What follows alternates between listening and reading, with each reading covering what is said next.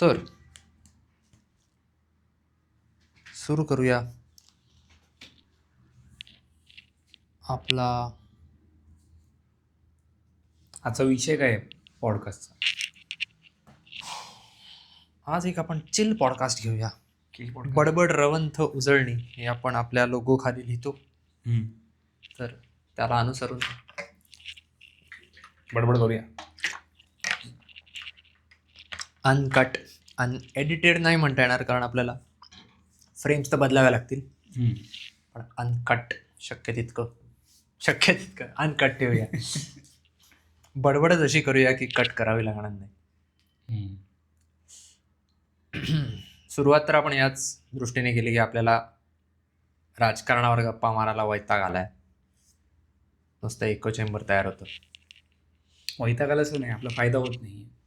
म्हणूनच तर वैताग आला ना, कारण आपण नाही म्हणजे आपल्याला मजा येते, म्हणजे आवडतं ते जेव्हा तो चांगला टाइमपास आहे. म्हणून पण तसा म्हणून आपण कौस्तुभ जोशींना विचारलं पण होतं बघ, की सगळीकडे राजकारणावर चर्चा जास्त होते, तेवढे बाकीच्या गोष्टींवरती होत नाही. फायनान्स बद्दल अर्थकारणावर होत नाही, फायदा काय नाही त्याचा आपल्याला. म्हणूनच आपण हे सुरू केलं. मोठ्याने बोला. आवाज हळू येतोय का माहित नाही, मला वाटतं कधी कधी. ओके, विमानाचा वगैरे आवाज येऊन गेला. वरून विमान गेलं. विमानाला आपण अडवू शकत नाही, पण आपण स्वतःला एअरप्लेन मोडवर टाकू शकतो.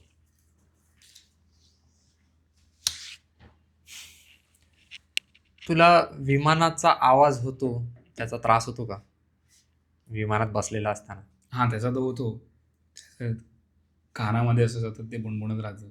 आपण जेव्हा विमानात कधी बसलो नव्हतो आणि सिनेमात किंवा असं कशात तरी दाखवायचे ड्रामा बिमामध्ये, विमानात एकदम टोटल शांतता पूर्णपणे, तर कल्पना मी नेहमी हेच केली होती की विमान तर एकदम शांत असेल.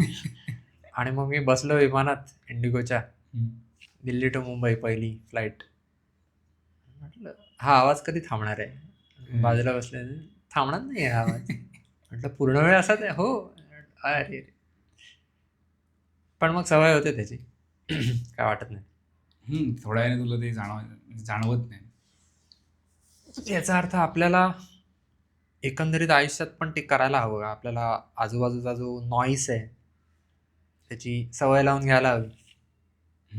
खूपशे तू लावलेले कितीतरी गोष्टींचे ते लावलेलं आहे, पण कितीतरी गोष्टी अशा होतात. आता आपण किती डिस्कस पण करतो की अरे आपल्याला आवडत नाही त्या गोष्टी, पण आपण ऍक्सेप्ट करतो की ओके आहे असं. चालेल. आजचा चिल पॉडकास्ट चिल पॉडकास्ट म्हणजे जोश कमी वाटतंय मला. चिल अति चिल झालो आपण, असं थंड पॉडकास्ट वाटायला लागला. आपण मला वाटतं आपण गेली 1 तास बडबड केली शूट करायच्या आधी, त्यामुळे त्यात आपण असे एकदम उत्साहात तावातावाने बडबडत होतो. मग त्याच्यात आता असं झालंय काय बडबडायचं, असं नको करायला. आपण रवंथ आणि उजळणी करूया. आतापर्यंत किती झाले, किती पॉडकास्ट झाले आतापर्यंत? अरे बापरे, असं माझ्याकडे तयार आकडे नाही आहेत, पण आपण स्वतः आपापसात जी बडबड करतो ती चांगली आहे. पण कधी कधी आपल्याला वाटायला लागलं की अरे आपण तेच बोलतोय, आणि म्हणून मग आपण बाकी माणसं पण आणूया, पण मग आपण एकमेकांशी बोलणं बंद केलं, असं झालं. पण ते होत होतं ना, कारण आपलं वाचन लिमिटेड आहे, आपलं पर्स्पेक्टिव्ह किंवा आपला एक्सपोजर लिमिटेड आहे. त्यामुळे ते होत होतं, आपल्याला वाटत होतं की अरे आपण त्याच गोष्टी तू जे म्हणालास मगाशी की इको चेंबर होते, म्हणजे नुसतं राजकारणाच्या बाबतीत नाही, तर ज्या काही चांगल्या गोष्टी आपल्याला एकमेकांना सांगायच्या त्याचं पण ते पण जस्ट इको चेंबरच होतंय की चल कळलंय पुढे काय. तेच होतंय परत असं होतंय. पण मग आपण म्हणून लोकांना बोलवायला लागलो आणि त्याचा फायदा व्हायला लागला. पहिल्यांदा आपण कौस्तुभ जोशी सरांना बोलवलं, आज इकॉनॉमिक्सचे प्रोफेसर. पैशांचा गंभीरपणे विचार करायला लावणारा पॉडकास्ट त्याच्याबरोबर केला. गंभीर मी त्यांच्याबरोबर शूट केल्यानंतर मी असं ठरवलं होतं की मी जेव्हा पॉडकास्ट अपलोड करेन त्या दिवसापासून मी स्वतःचा खर्चाचा हिशोब ठेवेन. तो काय मी अजून तरी ठेवला नाही, पण मग आता कालपासून चालू करायला हरकत नाही. काल तर वेळ नाही मिळाला, आजपासून चालू करूया. मला वाटतं त्यांनी सांगितलं ना 3 महिने आपल्या खर्चाचा हिशोब ठेवायचा, पैसा हिशोब ठेवायचा. ते आधी आपण प्रयोग केलेले आहेत अर्थात. मी लिहितोच. माझं ते मी बोललो ना तुला एक ॲप आहे, त्यांना पण मी त्या दिवशी सांगितलं होतं की मी आधी लिहित नव्हतो. आणि तू लिहायला लागलास की तुला कळतं की अरे माझा एवढा खर्च होतोय. आणि मग त्याच्यात पण तुला कळतं की अरे ही छोटी गोष्ट आहे, मी फक्त समज 10 रुपयेच खर्च करतोय, तर ती पाहिलं पोच जाते वर्षाच्या शेवटी. तू रोज 10 रुपये खर्च केलेस तरी 3,750 रुपये. म्हणजे साधं उदाहरण घे की तू समज रिक्षाने ट्रॅव्हल करतोयस कुठे, तर तिकडे तुला दिवसाला 100 लागतात. तर तू विचार करशील अरे काय 100 रुपये आहेत, पण तर तू कॅल्क्युलेशन पूर्ण वर्षभराचा करतो 36,000. तर तू बोलतो अरे बापरे. आणि तू 2 वे पकडलंस तर डबल 72,000. अरे बापरे एवढे याच्यातच उडवले मी. आणि जर तू ते लिहिलं नाहीस ना तर कळणार नाही. म्हणजे तू लिहिलंस, तुला महिन्याभराचा आला अंदाज की अरे लास्ट 2 महिन्यात टॅक्सीवर किंवा ओला उबर किंवा याच्यामध्ये एवढे खर्च केले.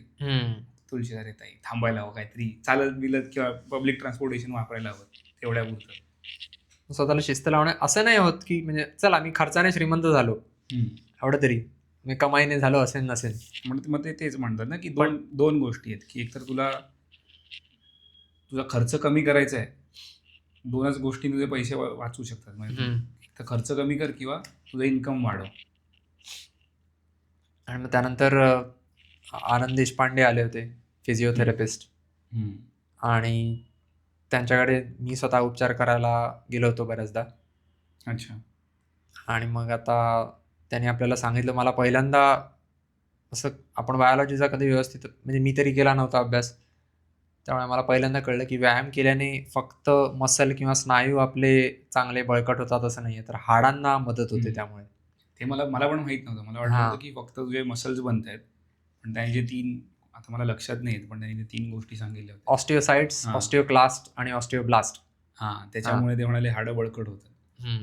त्यांचे त्या 3 गोष्टींची, त्या 3 प्रकारच्या पेशी आहेत आणि त्यांची आपापली वेगवेगळी कामं आहेत आणि त्यानुसार गोष्टी घडतात.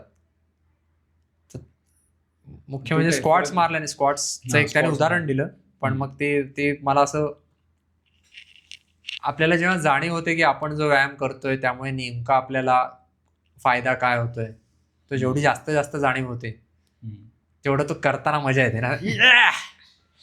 मी ते कुठेतरी वाचलेलं की आपल्या मांडीचं जे हाड आहे ते सगळ्यात मोठं आहे, म्हणजे मसल पण सगळ्यात मोठे असतात आपल्या शरीरातले. मग तू ते जेवढे जास्त बळकट ठेवतोस ना तेवढं तुला म्हातारपणात फायदा होतो. बरोबर. म्हणजे लोक म्हणतात की काय म्हातारपणी काय जगायचं किंवा काय, मी तर फक्त 60 पर्यंत जगणार. पण जगलास तर काय, मग तू असं लोळत पडलास तर उपयोग काय. पण त्याच्यात होतं की खूपशी म्हातारी जी लोक होतात ते पडतात, पडल्याने पटकन त्यांची डेथ होते, कारण मध्ये अंथरुणाला खिळून राहतात. किंवा समजा पडले आणि मेले तरी चला सुटले, पण पडले आणि अडकून राहिलात तर ते तडफडत दुखत अख्खं जितकी वर्ष पुढे जागू तेवढं सहन करावं लागेल. म्हणून त्याच्यात होतं की तुमच्या मांडीचा जो मसल आहे सगळ्यात स्ट्रॉंग पाहिजे, आणि मसल आणि मग त्याच्यात हाड पण आलं तुझं. पण काय केलंच का, मी प्रयत्न करतोय की मी जिना चढून जाईल. आता 6 माळे 7 माळे जे काय चढतंय मला एवढं नाही चढावं लागत. अच्छा. मी लिफ्ट नाहीच वापरत, पण मला पहिल्या मजल्यावर त्यामुळे जिन्याचं तर काय फरक नाही पडू शकतो. तुला मनात असे आलं उंगल्यासारखं मनात आलं ते कधी कधी मला वाटतं करावं की अरे आपल्या बिल्डिंगचा अख्खा जिनावर खाली चढून बघावं एकदा, पण माहित नाही, काही मजल्यावर कबुतराने घाण करून ठेवलेली असते.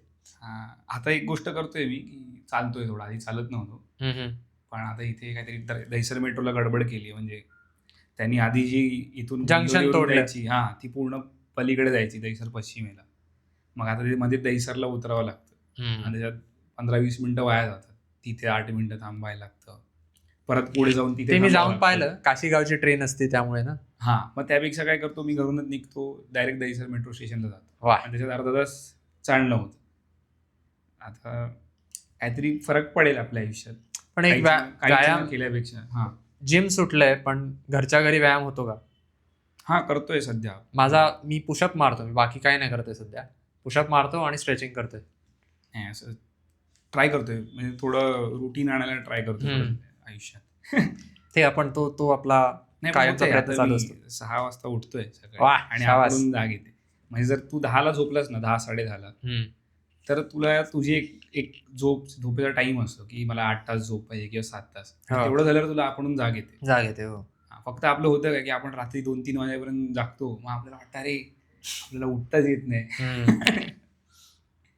पण काही लोकांची ती सवय असते की त्यांना लगेच म्हणजे 5 वाजता वगैरे असे ते किंवा 6 वाजता ते उठतातच, ते किती पण वाजता झोपले ते. तसं माझ्या बाबतीत होत नाही, की तशी मला सवय आहे. तुला कधी असं वाटतं की जितका मी जास्त लवकर उठेन तितका मी लवकर श्रीमंत होईन? आणखी पुस्तकं तर आहेत ना काहीतरी, तो आउटलायर मध्ये त्याने सांगितलं ना की चायनीज प्रोवर्ब आहे की 4 वाजता जो वर्षभर 4 वाजता उठू शकतो न चुकता, तो श्रीमंत झाल्या वाचून राहणार नाही. तिथपर्यंत पोहोचलो नाही मी. त्यात तू आउटलायर्स वाचलंस ना? मी वाचले, अख्खं नाही वाचले. अख्खं नाही वाचलं? वाचले. चालू आहे म्हणजे, बंद केलं मध्येच. कारण मी वेगळी मध्येच अगाथा ख्रिस्तीचं एक पुस्तक वाचायला घेतलं. आपण कौस्तुभ दादाला विचारलं नाही की तो किती वाजता उठतो? ते विचारायला होतं. चिन्मय भावे जेव्हा आले आणि त्यांनी आपल्याला, आपण बोलवलं होतं कोरिया, दक्षिण कोरिया कसा वाटला काय वगैरे बोलायला, आणि मग ते डिझाईन बद्दल सांगायला लागले. आणि मला वाटलं दक्षिण कोरियाबद्दल आपण बोलू, पण आम्हाला आणखी डिझाईन बद्दल सांगा. पण ते तुझ्याकडे आहे ना, कट करून आपण अर्धाच एपिसोड टाकलाय. कट करून मग आपण फक्त कोरियापुरता टाकला एपिसोड. पण त्या एपिसोड नंतर मी प्रत्येक ठिकाणी अरे इथे डिझाईन मध्ये फ्लॉ आहे, मला फक्त ती टर्मिनॉलॉजी मिळाली. आधी पण आपण चुका काढायचो की अरे असं करायचं का तसं करायचं का, पण मग आता ती माहित नाही, ती नजर मिळाली आपल्याला, दृष्टी मिळाली, गोष्ट ती लक्षात यायला लागली. जसं मी तुला म्हणालो मागे सांगितलेलं काय की आपण मेट्रो मधून बाहेर पडल्यावर बघ लगेच ते तिकीटासाठी खोका असतो, मध्ये चांगलं डिझाईन आहे. आधी असं लक्षात नव्हतं आलं की ही अशी गोष्ट आहे. आणि ते आपल्याला म्हणाले की लोक चुकीचे नसतात, डिझाईन चुकीचं असतं. मग ते नंतर थोडासा विचार करायला लागलो, अरे हे असं असायला पाहिजे का. ते म्हणजे तुम्ही जर व्यवस्थित सोयी करून दिल्यात तर लोक नीट वागतात, मग गोष्टी आपोआप ऑप्टिमाइज होतात. नंतरचा खर्च वाचतो किंवा नंतरची दुरुस्ती किंवा काय जे करावं लागेल, मलमपट्टी, ती करायची वेळच येत नाही. पण मग मला लक्षात आलं की हे आता जेवढं वैश्विक पातळीवर आहे तेवढंच आपल्या घराच्या पातळीवर सुद्धा आपल्याला ते करता येऊ शकतं. म्हणजे आपण आपलं घराचं आतलं इंटिरियर अशा रीतीने डिझाईन करू शकतो की आपल्याला त्याचा फायदा होईल. तू केलं मग वस्तू, माझ्या एक लक्षात आलं की आपण जेव्हा वस्तू अशा ठेवतो आपल्या जवळपास, ते बाय डिझाईन ठेवतो. आपल्याला वाटत असतं की हे माझं डिझाईन आहे, मला हाताशी गोष्टी हव्यात, आणि बायकोला तो पसारा वाटत असतो.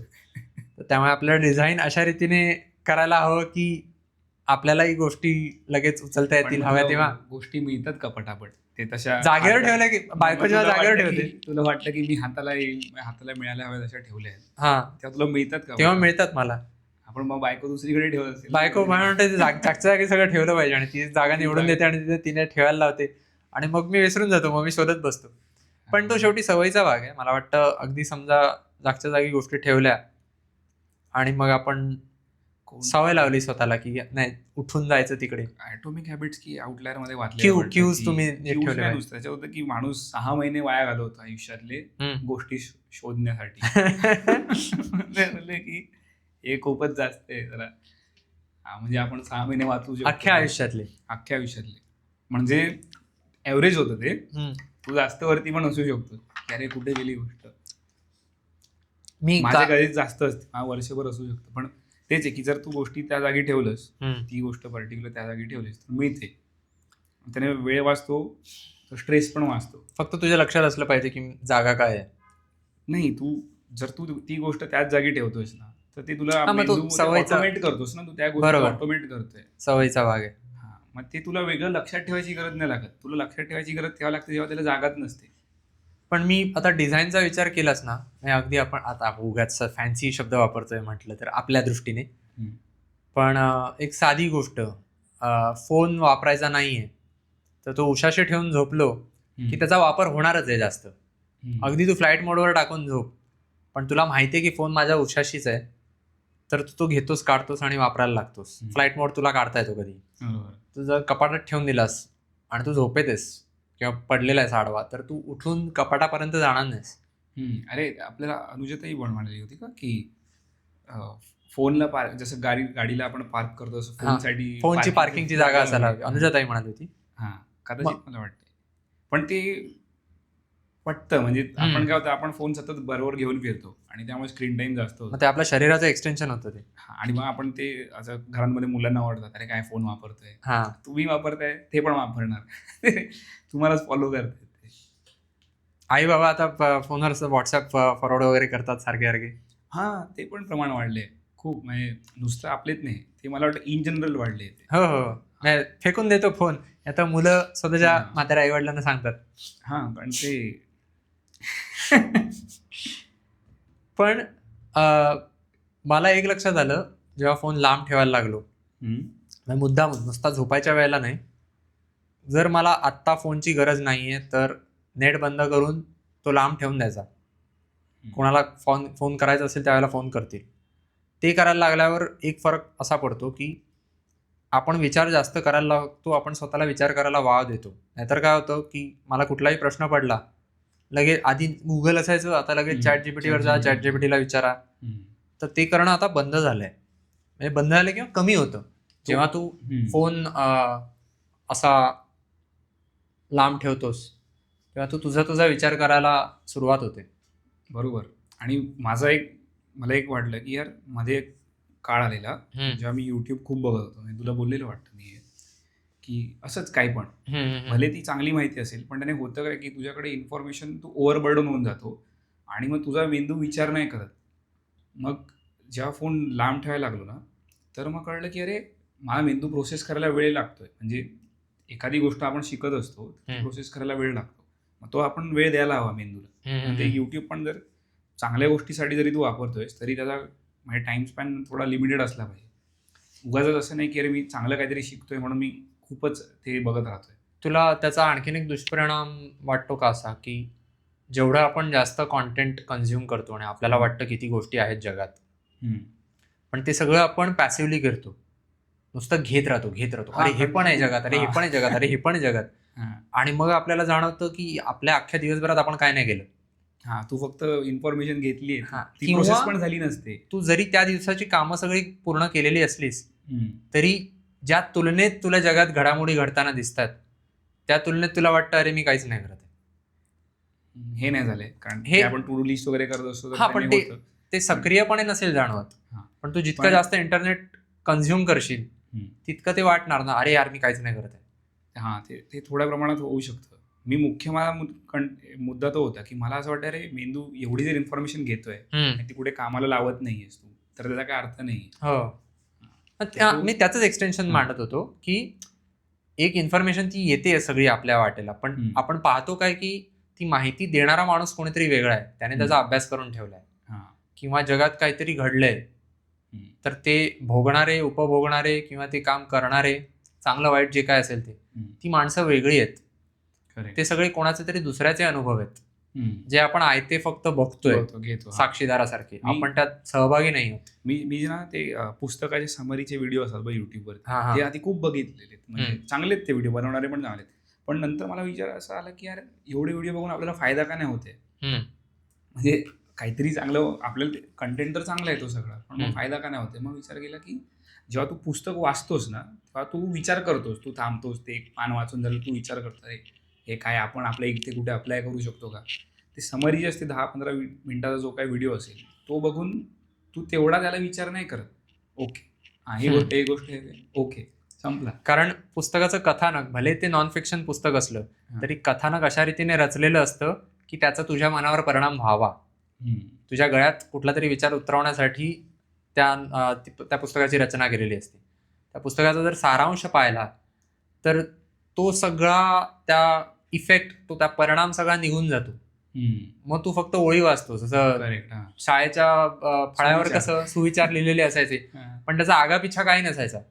वाचाल तर वाचाल, बरं ओके कधीतरी वाचू, हे नाही लक्षात येत ना. वाचाल तर वाचाल ठीक आहे, सुविचार चांगला आहे, पण मग मला बाकी सगळं शिकवा ना त्या मागचं, की वाचल्याने काय परिणाम होतो, वाचल्याचा फायदा काय होतो, वाचल्याने तुम्हाला जेवढं स्वतःच्या अनुभवातनं शिकायला जेवढा वेळ लागला असता तो वाचनातून तुम्हाला शॉर्टकट मिळतो. बरेच अनुभव तिथे बसल्या जागी वाचून मिळवण्याचा, दृष्टी मिळते वेगळी.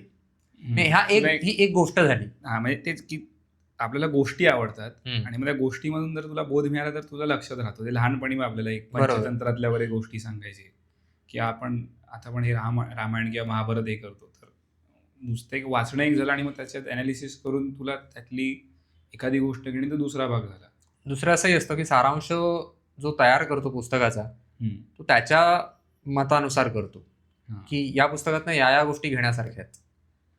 आपण पुस्तक वाचतो तेव्हा त्यातल्या एकेका ओळीचे 15 वेगळे अर्थ निघू शकतात आणि आपण कोणत्या मानसिकतेत असताना तो पुस्तक वाचतोय तो नाही ते पुस्तक वाचतोय त्यानुसार आपल्या डोक्यात वेगळ्या गोष्टी क्लिक होऊ शकतात की अरेच्या हा असं मी पण- विचार हां. असं पण आहे हा हे मला आधी का कळलं नाही, हे पुस्तक मी आधी वाचलंय तेव्हा का नाही लक्षात आलं, ठीक आहे तेव्हा मी लहान होतो. हां. जसं आता आपण ते मनाचे श्लोक करत होतो आहे. ते पण करणार होते एपिसोड मध्ये. हां, पण मनाचे श्लोक जेव्हा लहानपणी वाचत होतो ते रट्टा मारत असं ॲटिट्यूड असायचं. पण आता जेव्हा वाचतोय की आपण थोडं डीपमध्ये जायला बघतोय की काय लिहिलंय खरोखर, की जशा ओळी आहेत तसाच त्याचा अर्थ आहे का, की आपण आपल्या लाईफमध्ये काय चांगलं काहीतरी करू शकतो, ह्याच्यातून काहीतरी बोध घेऊ शकतो, तर त्याने फरक पडतो. म्हणजे त्या एकेका ओळीतनं खजिना मिळू शकतो आपल्याला आणि ते आपण शोधत आता आपण राहतो. बघा ना किती बघतोय की त्याच्यात आपण जे सेल्फ हेल्प पुस्तकं वाचतोय ती एकतर मोठी मोठी असतात, ते तुला फक्त 4 ओळीत दिसते कम्प्रेस करून दिले. मिळतंय. हो, पण ती दृष्टी यायला आधी आपल्याला सेल्फ हेल्प पुस्तकं वाचावी लागली, ते पण आहे. ते पण आहे आणि तुला ते अनुभव पण हवेत आयुष्यात. हो. ते तू जसं मगाशी म्हणालास ना की तू दुसऱ्याच्या अनुभवातून लिमिटेड घेऊ शकतो. नको हे काय लिमिटेड नाही, काय म्हणाल तू. सो स्वतःचा तुला जो अनुभव येतो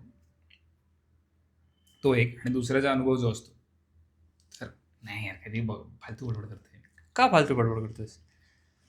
आपल्याला वाटतं, तू जे म्हणालास त्यात काय मला चुकीचं नाही वाटलं. तू दुसऱ्याच्या अनुभवातनं लिमिटेड गोष्टी घेऊ शकतोस हे खरं आहे, कारण तो तुला एक गोष्ट सांगेल आणि त्या गोष्टीतलं एक तर तू किती जागा आहेस त्यानुसार तुला किती डोक्यात शिरेल ते आहे ना. त्या उलट आपण जेव्हा एखादा अनुभव घेत असतो, भले तेव्हा आपण व्यवस्थित भानावर असू नसू, ठीक आहे, नंतर आपण त्या अनुभवावर विचार करतो घरी जाऊन की अरे माझ्या बाबतीत हे घडलं. मग तेच मग मला तेच म्हणतो, मग त्यामुळे तो रवांत करून की ते आता मनाचे श्लोक कळायला तुला स्वतःचा अनुभव लागेल, की काही गोष्टी तू समजू शकतोस दुसऱ्याच्या अनुभवाने. पण लहान असताना आपल्याला काहीच अनुभव नसतो, त्याच्यात काय काय जे होते श्लोक ते तर तेव्हा आपल्याला ती भाषा पण कळत नव्हती. वरती वगैरे जे होते काय संबंधच नसतो तुझा तेव्हा. आणि लहान असताना तर ते हे सगळं संस्कृत वाटतं. जे कळत नाही ते सगळं संस्कृत. दादा कोंडकेचा एक सीन आहे, हेच मनाचे श्लोकच वाचता त्याने दासबोध वाचतोय असं सांगून मला वाटतं मनाचे श्लोक वाचलेत कदाचित त्या सीनमध्ये. बोट लावून तिथं गुदगुल्या नावाचा सिनेमा चित्रपट आहे. मना सज्जना भक्ती पंथे म्हणायच्या ऐवजी तो आधी भक्ती बर्वे वाचतो. अरे त्याने बंकस केले म्हणजे त्याने. आणि मग ते वाचता मध्येच म्हणतो संस्कृत आहे, समजायला अवघड जाते. सगळं मराठीच असतं. पण मला वाटतं की आपण थोडं पॉडकास्ट सुरू केलं ना, त्याने एक फायदा असा झाला की वेगवेगळ्या लोकांबरोबर आपण त्यांच्याशी आपण भेटतो त्या लोकांना, आणि मग त्यांच्याशी संवाद साधल्याने आपल्याला अजून 4 गोष्टी कळतात. म्हणजे मी तुला एक म्हणालो ना की युट्यूबवरती पण मी बघू शकतो पॉडकास्ट, की मी युट्यूब लावला आणि पॉडकास्ट बघितला, पण ते तेवढं मला लक्षात नाही राहिलं जेवढं आपण गेले प्रत्यक्ष बोलून लोकांशी, जेवढं गेले 5-6 महिने आपण जे काय बोलून आपल्या डोक्यात जेवढी माहिती शिरते की आपल्याला ते वाटतं की अरे हा केलं पाहिजे आणि आपण ते करतो पण किंवा त्याचा प्रयत्न जरी करतोय, ते तेवढं युट्यूबचे व्हिडिओ बघून होत नाही. आणि ते आहे म्हणजे जे काय ते बरोबर आहे, युट्यूबमध्ये जे काय सांगतात ते पण बरोबर असू शकतं. माणूस थेट आपल्या डोळ्यासमोर बसून आपल्याला 4 गोष्टी सांगतो, तेव्हा होणारा परिणाम, आणि आपण युट्यूब व्हिडिओ लावून प्ले पॉज करून, कारण त्यात एक कल्पना आपल्या डोक्यात करायची ती असते की अरे यावर माझं नियंत्रण आहे, काय ऐकायचं काय नाही. माणसाला आपण बोलवून प्रश्न विचारणं आपल्या हातात आहे, तो उत्तर काय देईल ते आपल्याला नाही माहिती. आणि आपण त्याला पॉज नाही करू शकत. हे काय पुढे जा असं नाही करू शकत आपण. सो आपल्याला ते अख्खं ऐकून घ्यावंच लागतं. आणि आपल्याला ऐकून घ्यायचं असतं तो भाग वेगळा, पण ती एका अर्थी ती बळजबरी होते आपल्यावर की नाही आपल्याला अख्खं त्या माणसाचं ऐकून घ्यावं लागतं. भले आपल्याला आपण प्रश्नाचा रोख आपला वेगळा असेल आणि त्याने वेगळ्या अँगलने उत्तर दिलं तरी सुद्धा ते उत्तर आपल्याला घ्यावं लागतं. तर आपण व्हिडिओ ठेवू की नको, तो ठेवू की नाही, तो वेगळा भाग झाला. पण त्यामुळे आपल्याला माणूस कळतो, त्यामुळे आपल्याला तो वेगळा अँगलही मिळतो ज्याची आपण अपेक्षाच बाळगलेली नसते. आणि म्हणतो अरे हे काहीतरी नवीन आहे. आणि आपल्याला कमेंट आलेले आधी की एकमेकांना तोडू नका. ते आपण कोणाला तोडत नाही होत. पण मग आता अशाही कमेंट्स येतात किंवा लोक म्हणतात की अरे हा पॉडकास्ट वाटत नाही, इंटरव्ह्यू वाटतो, कारण तुम्ही प्रश्न विचारता आणि मग गप्प बसता. मग आता सध्या सुरुवातीला आपलं हेच होतं की त्या विषयातलं आपल्याला जितकं माहिती आहे तेवढंच आपण बोलू शकतो. त्यामुळे ते प्रश्नातच आपण सगळं मांडतो किंवा प्रस्तावनेत मांडतो. आणि आपण प्रस्तावना जर मोठी मांडली तर मग असं होतं की अरे तू का बडबडतोय, त्याला कशाला आणलंय. ते तरी ठीक आहे एक वेळ, पण त्यामुळे असं होतं की प्रश्न काय आहे नेमका, तुला विचारायचं काय, कहना क्या चाहते हो, असं होऊन जातं ना. ते एक गोष्ट. आणि हे दोन्ही मुद्दे आले. मग लोक येणार ते तुझ्या पाहुण्याला बघ ऐकायला येणार, ते तो जो काय म्हणतोय ते तो लोकांचा प्रश्न झाला. आपल्याला पण मुद्दे तर शेवटी मांडायचे असतात, पण मग आपला प्रश्न हा पडतो की आपल्याला की अरे हा इथे मांडू की नको, त्याचं वेगळं काहीतरी डायव्हर्जन होईल परत, विषयांतर होईल. कारण त्याने त्याचं उत्तर डोक्यामध्ये त्याचं चालू आहे, त्याचा फ्लो चालू असतो बरोबर उत्तर देण्याचा, आणि आपण त्याला मध्येच काहीतरी तोडणं विचारलं की मग तो फ्लो तुटतो. पण तेही आपल्याला शिकायला हवं की काही ठिकाणी असंही होऊ शकतं की पाहुणे स्वतःच कुठल्या तरी विषयात घुसतील. आतापर्यंत आपल्याला तसं काही झालेलं नाही, पण ते होऊ शकतं. करेक्ट. ते आपल्याला आटोक्यात आणायचा सराव करायला हवा. म्हणजे त्यात आपलं होस्ट म्हणून किंवा पॉडकास्ट करते म्हणून ते आपलं कौशल्य आहे, ते कधी वाढेल तेव्हा वाढेल. आता कधी कधी काही पाहुणे, म्हणजे आता कौस्तुभ दादा, म्हणजे कौस्तुभ खरे आला होता आणि त्याने मस्तपैकी सुरुवात केली आणि 2 तास मस्त सपाटा लावला आणि आपण ऐकत राहिलो. सॉलिड. त्यातनं एक मोठं मिळालं की सगळी कामं आपण स्वतः नाही करू शकत. बरोबर.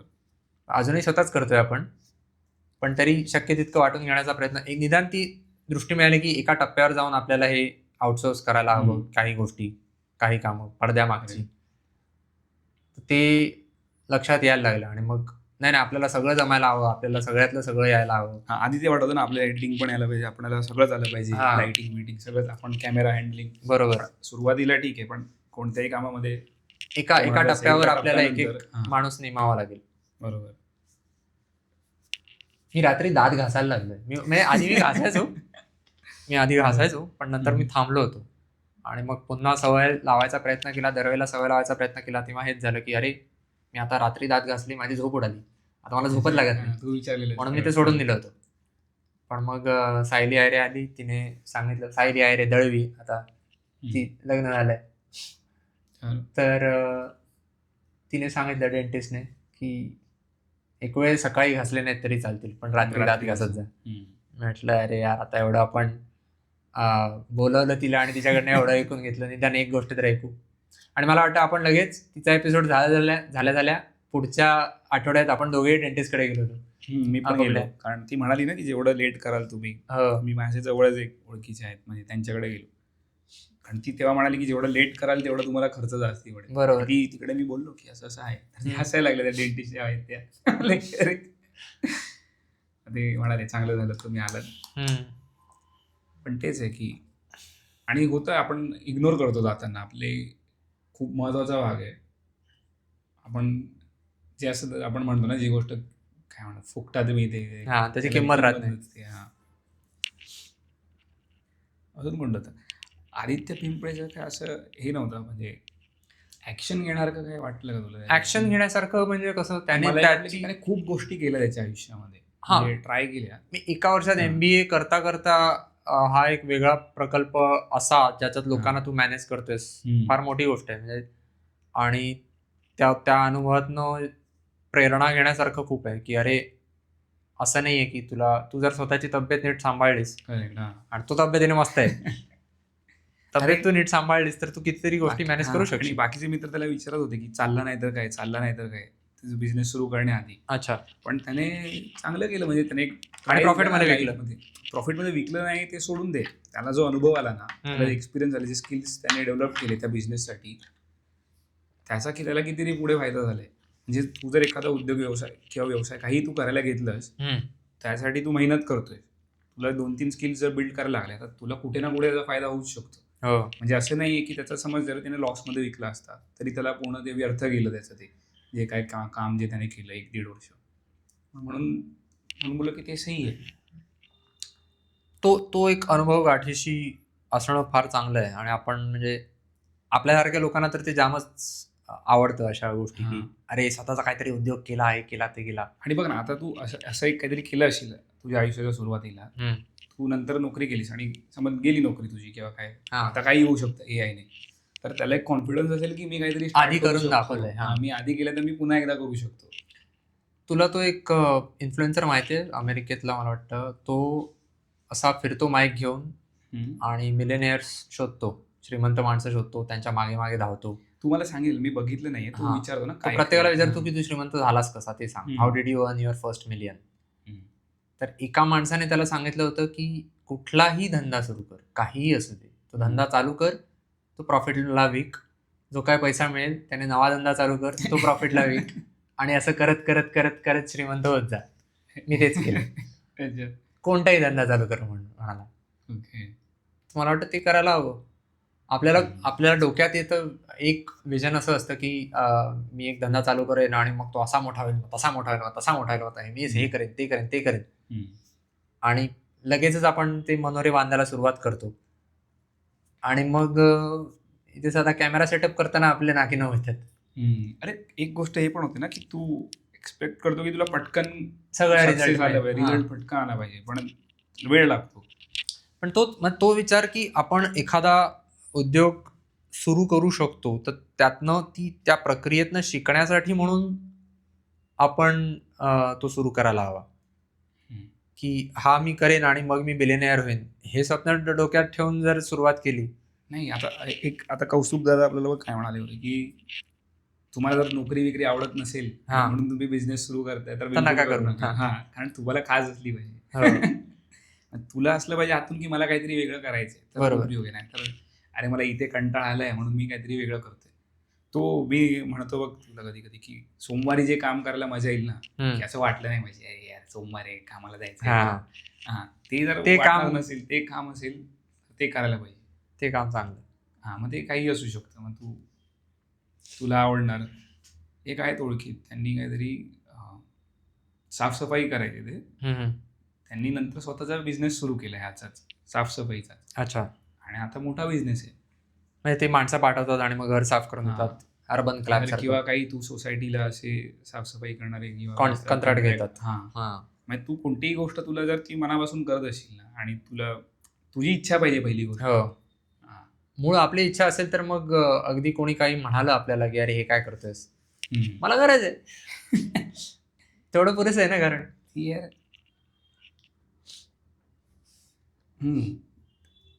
ते साफसफाई करणं. आता गार्गीचा आपण पॉडकास्ट घेतला आणि मग तिने सांगितल्या त्यातल्या बऱ्याच गोष्टी माहिती होत्या, कारण मी कंपोस्ट करून झाले आणि त्या सगळ्या चुका करून झाल्या आणि माझ्या घरभर केमरं पण झालेली आणि म्हणून मी थांबलो एका टप्प्यानंतर, कारण मला ते माझ्या चुका सुधारत नव्हत्या मला. कारण कामातनं वगैरे तो वेळ काढून ते करणं, त्याला वेळ लागतो, म्हणजे त्याला एक दिवस तरी तो द्यावा लागतो, दर आठवड्यातनं एकदा किंवा 2 आठवड्यातनं एकदा, कारण तो कचरा साचत जातो. तुझ्याकडे डबे पाहिजेत तेवढे, आणि डबे ठेवायला जागा पाहिजे तेवढी. तू डबे वाढवून किती वाढवणार? तुझ्या कचऱ्यात मधला थोडा कचरा तिकडे टाकत राहिला असतं, तू बाकीचं देतोयस. म्हणजे समजा 80% ओला कचरा मी दिला आणि 20% साचवला, कदाचित तसं करता येईल. पण मग ते मला तेव्हा मग गिल्टी वाटायचं जेव्हा मी करायचो असं. तेव्हा तू तुझं फार क्वचित दोनदा केलं असेल. स्टार्ट करतोयस ना, इनिशियली तू छोट्या याच्यावरती स्टार्ट कर, आणि नंतर मी अजून काही कंपोस्ट केलं नाही, तुला ज्ञान देतोय मला. नाही पण ती कल्पना चांगली आहे की आपण 50-50 तरी करू शकतो, की निदान जेवढ्याचं खत करता येईल तेवढं करू. एक आम्ही करतो की आम्ही ओल्या कचऱ्याची पिशवी वेगळी ठेवतो आणि सुक्याची वेगळी ठेवतो. तो कचऱ्याला सगळं एकत्रच घेतो, पण आपण निर्णय आपल्या बाजूने तरी व्यवस्थित करतो. गार्गी कोणीतरी खत दिलेलं मध्ये, तर घरी कुंड्या लावल्या 2, तर त्याची पानं एवढी मोठी मोठी आली फुलबक्षीची. अच्छा. डायरेक्ट चांगलं आहे ते. तू घरच्या घरी तो कुंड्यांना पण ते घालू शकतो. तर माझ्याकडे तेवढा ऊन येत नाही, त्यामुळे झाडं टिकत नाहीत. त्यामुळे मी माझ्याकडे जे काय खत तयार होत होतं ते शेजाऱ्यांना देत होतो, किंवा बायको म्हणजे सासूबाईंना देत होतो. तुझ्या घरी आणि ते वेगळंच ठेवतात, सुका कचरा ओला कचरा आधीपासून? म्हणजे लग्नाच्या आधी पण सुका कचरा ओला कचरा वेगळाच होता माझ्याकडे, कारण सोसायटीतच ती यंत्रणा आहे. ओके. जुन्या सोसायटीत. आता इकडे नवीन ठिकाणी राहतोय तर तिकडे तसं नाहीये, पण मग आम्ही वेगळं करतो आमच्या पातळीवर. अच्छा. ते काय पुढे करतील ते करतील. तो प्रयत्न केला, मला वाटतं जवळजवळ वर्षभर केला आणि मग थांबलो, कारण मला केमरं वाढायलाच लागली. आणि मुख्य केळी एवढी खातो ना मी, त्यामुळे त्याची सालं होतातच भरपूर. ओके. पण तो एक भाग झाला. ते आता गार्गी येऊन गेले आणि तो किडा परत माझ्या डोक्यात वळवळतोय आता, की चल परत कंपोस्ट करून बघूया. कारण एकदा तर केलंय. हेच आता आदित्यचा जो अनुभव होता फक्त त्याचा यशस्वी होता. तुला आता फक्त केमरं नको आहेत. मला केमरं कचरा जास्त ओला झाला म्हणून केमरं होतात ना गेल्या वेळी. पण मग तो सुका टाकायला गेलो तर तो जास्त सुका होतो.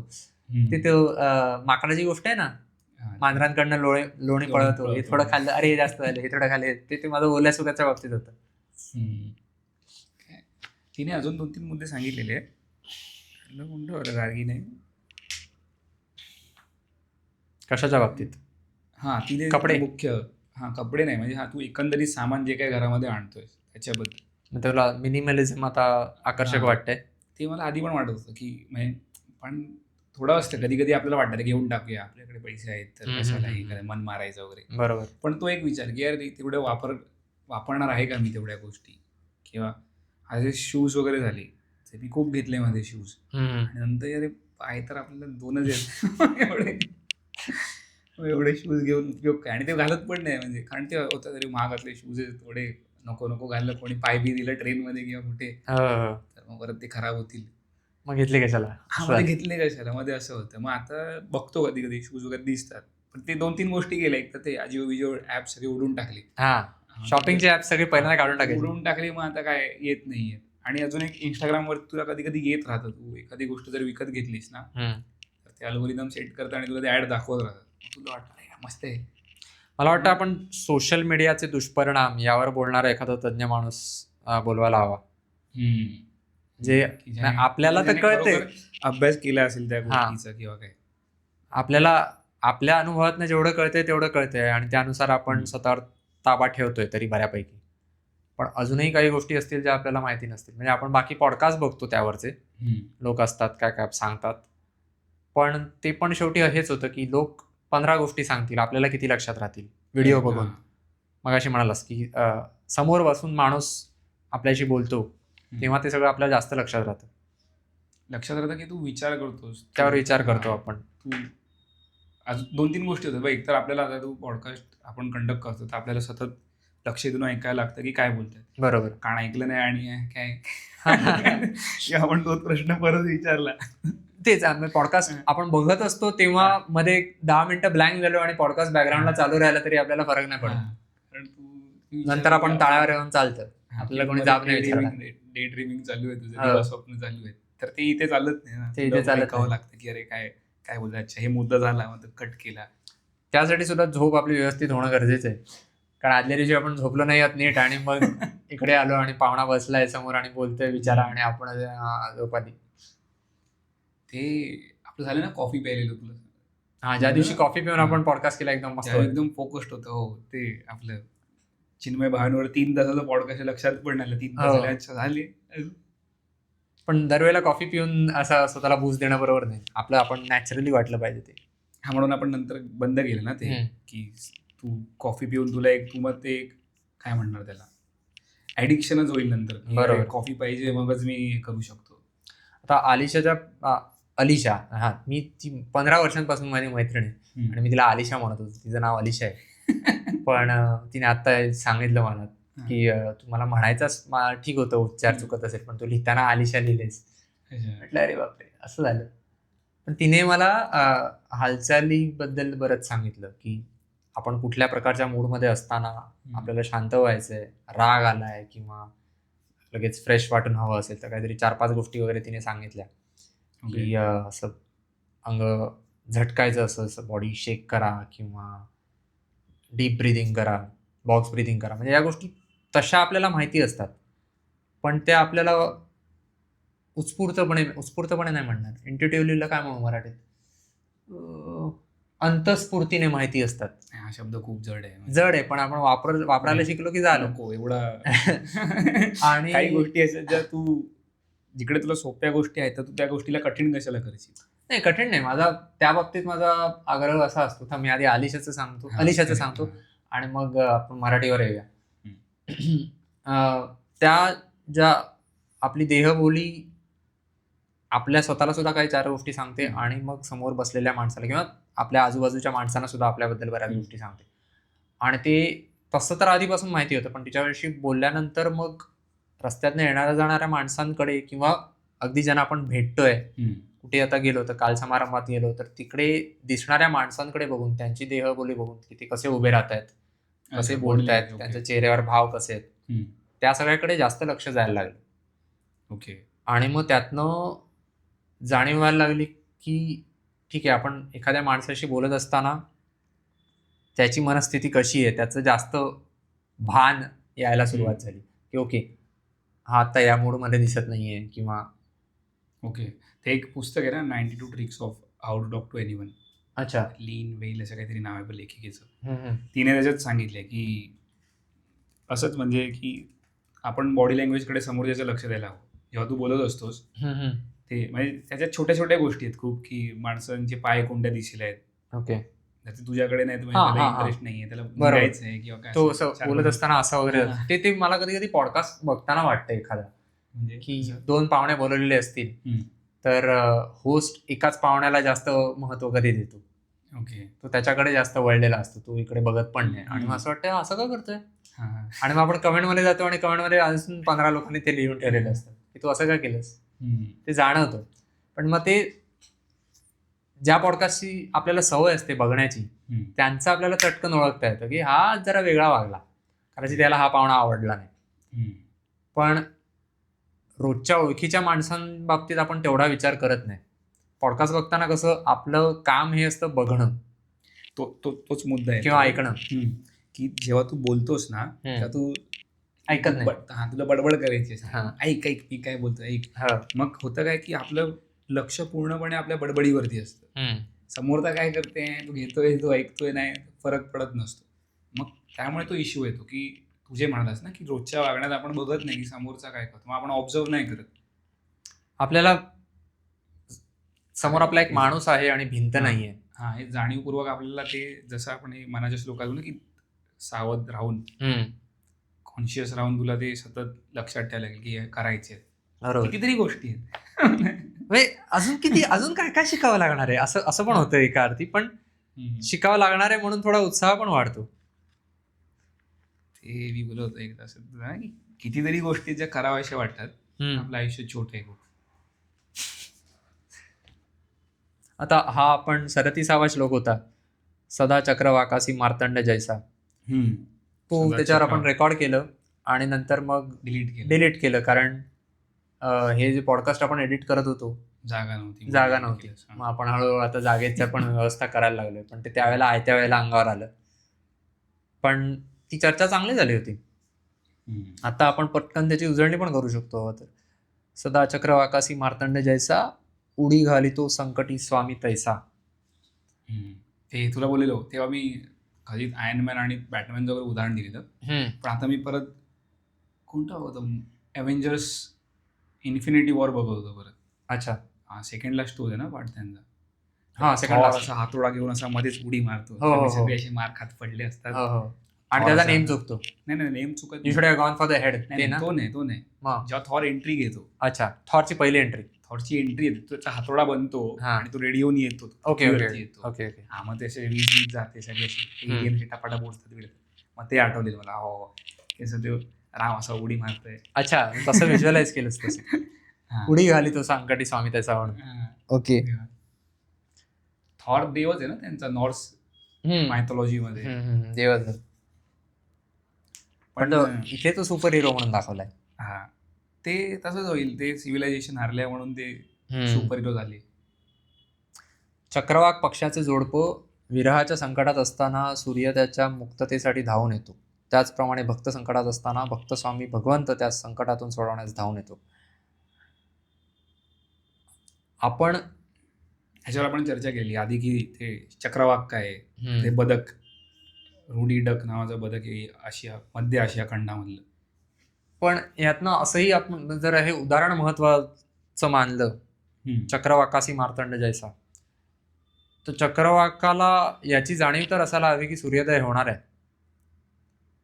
म्हणजे धिस टू शॅल पास हे लक्षात ठेवलं पाहिजे थोडक्यात. जेव्हा कधी संकट आलेलं असेल किंवा असं काळोखी रात्र वगैरे टाईप आलेलं असेल की बाबा सध्या दिवस चांगले नाही आहेत, त्यावेळेला आपण विचार केला कोणतरी किकटते बाहेर,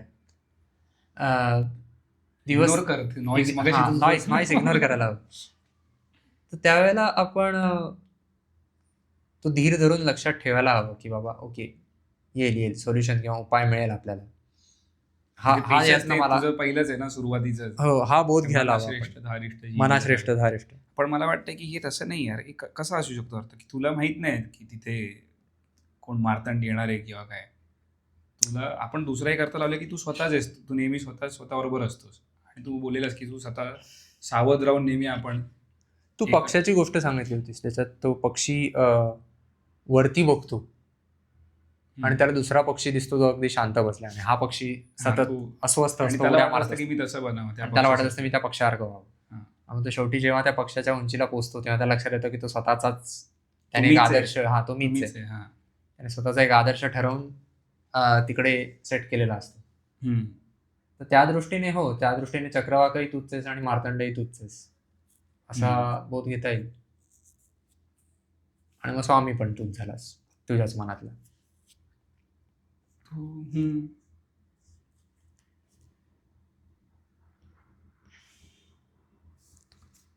किंवा आपल्यासाठी बरेच मार्तंड आले पॉडकास्टवर आपल्या बरेच काय काय सांगायला.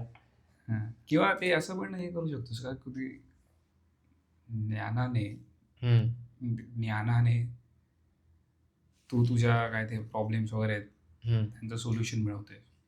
असे सूर्याला प्रकाश दिला ना, प्रकाशामुळे ते दोघं एकमेकांना भेटू शकले. हे तसंच झालं की तू कुठेतरी चाचपडत असशील.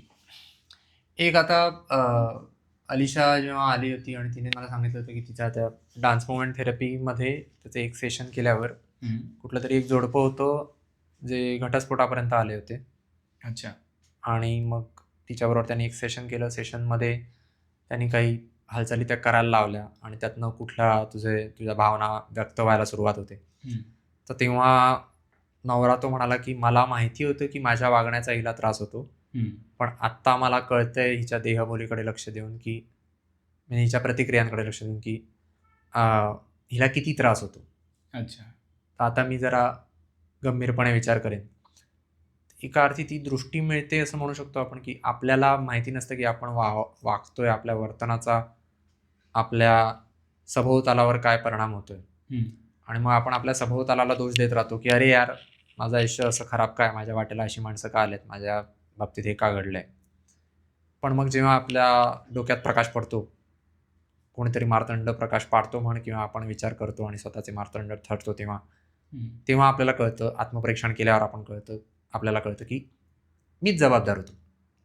मी माझ्या आजूबाजूच्या लोकांना शिव्या घालत होतो किंवा नावं ठेवत होतो किंवा वातावरणाला नावं ठेवत होतो, काय सगळं खराब आहे. कचरा माझ्या डोक्यात होता आणि मी स्वतःच्या 4 गोष्टी सुधारल्यावर आपोआप माझ्या प्रतिक्रिया सुधारल्या, माझं वागणं वळणं सुधारलं, मी डोळसपणे जगाकडे पाहायला लागलो. आता मला तेवढा राग येत नाही जगाचा, कारण मला कळलं की तो राग माझ्यावरच होता. एक अर्थ तू तसा लावू शकतो. नाही ते मी म्हटलं एका ओळीचे 15 अर्थ लावता येतील आपल्याला. तुला क्लिक नाही होते का तुला तो अर्थ? नाही, मला क्लिक नाही. मला वाटतंय की काहीतरी तू स्वतःला सतत मरेपर्यंत तूच असतोस स्वतःच्या बरोबर. बरोबर. नाही आत्मपरीक्षण देव तूच असतोस असं. किंवा कोण मदतीला धावून आला की आपण त्याला देव म्हणतो की बाबा देवासारखा धावून आलास किंवा काय. बरोबर. पण इथे आपण चर्चा वेगळी काहीतरी केलेली की तू स्वतःच्या बरोबर असतोस नेहमी. जे आपण तू मगाशी म्हणतो की सावधपणे कितीतरी गोष्टी आपण करत असतो पण आपण लक्ष देत नाही त्या गोष्टींकडे. तू सावधपणे करतोस की तू कॉन्शियसली तेव्हा तू आहेस त्या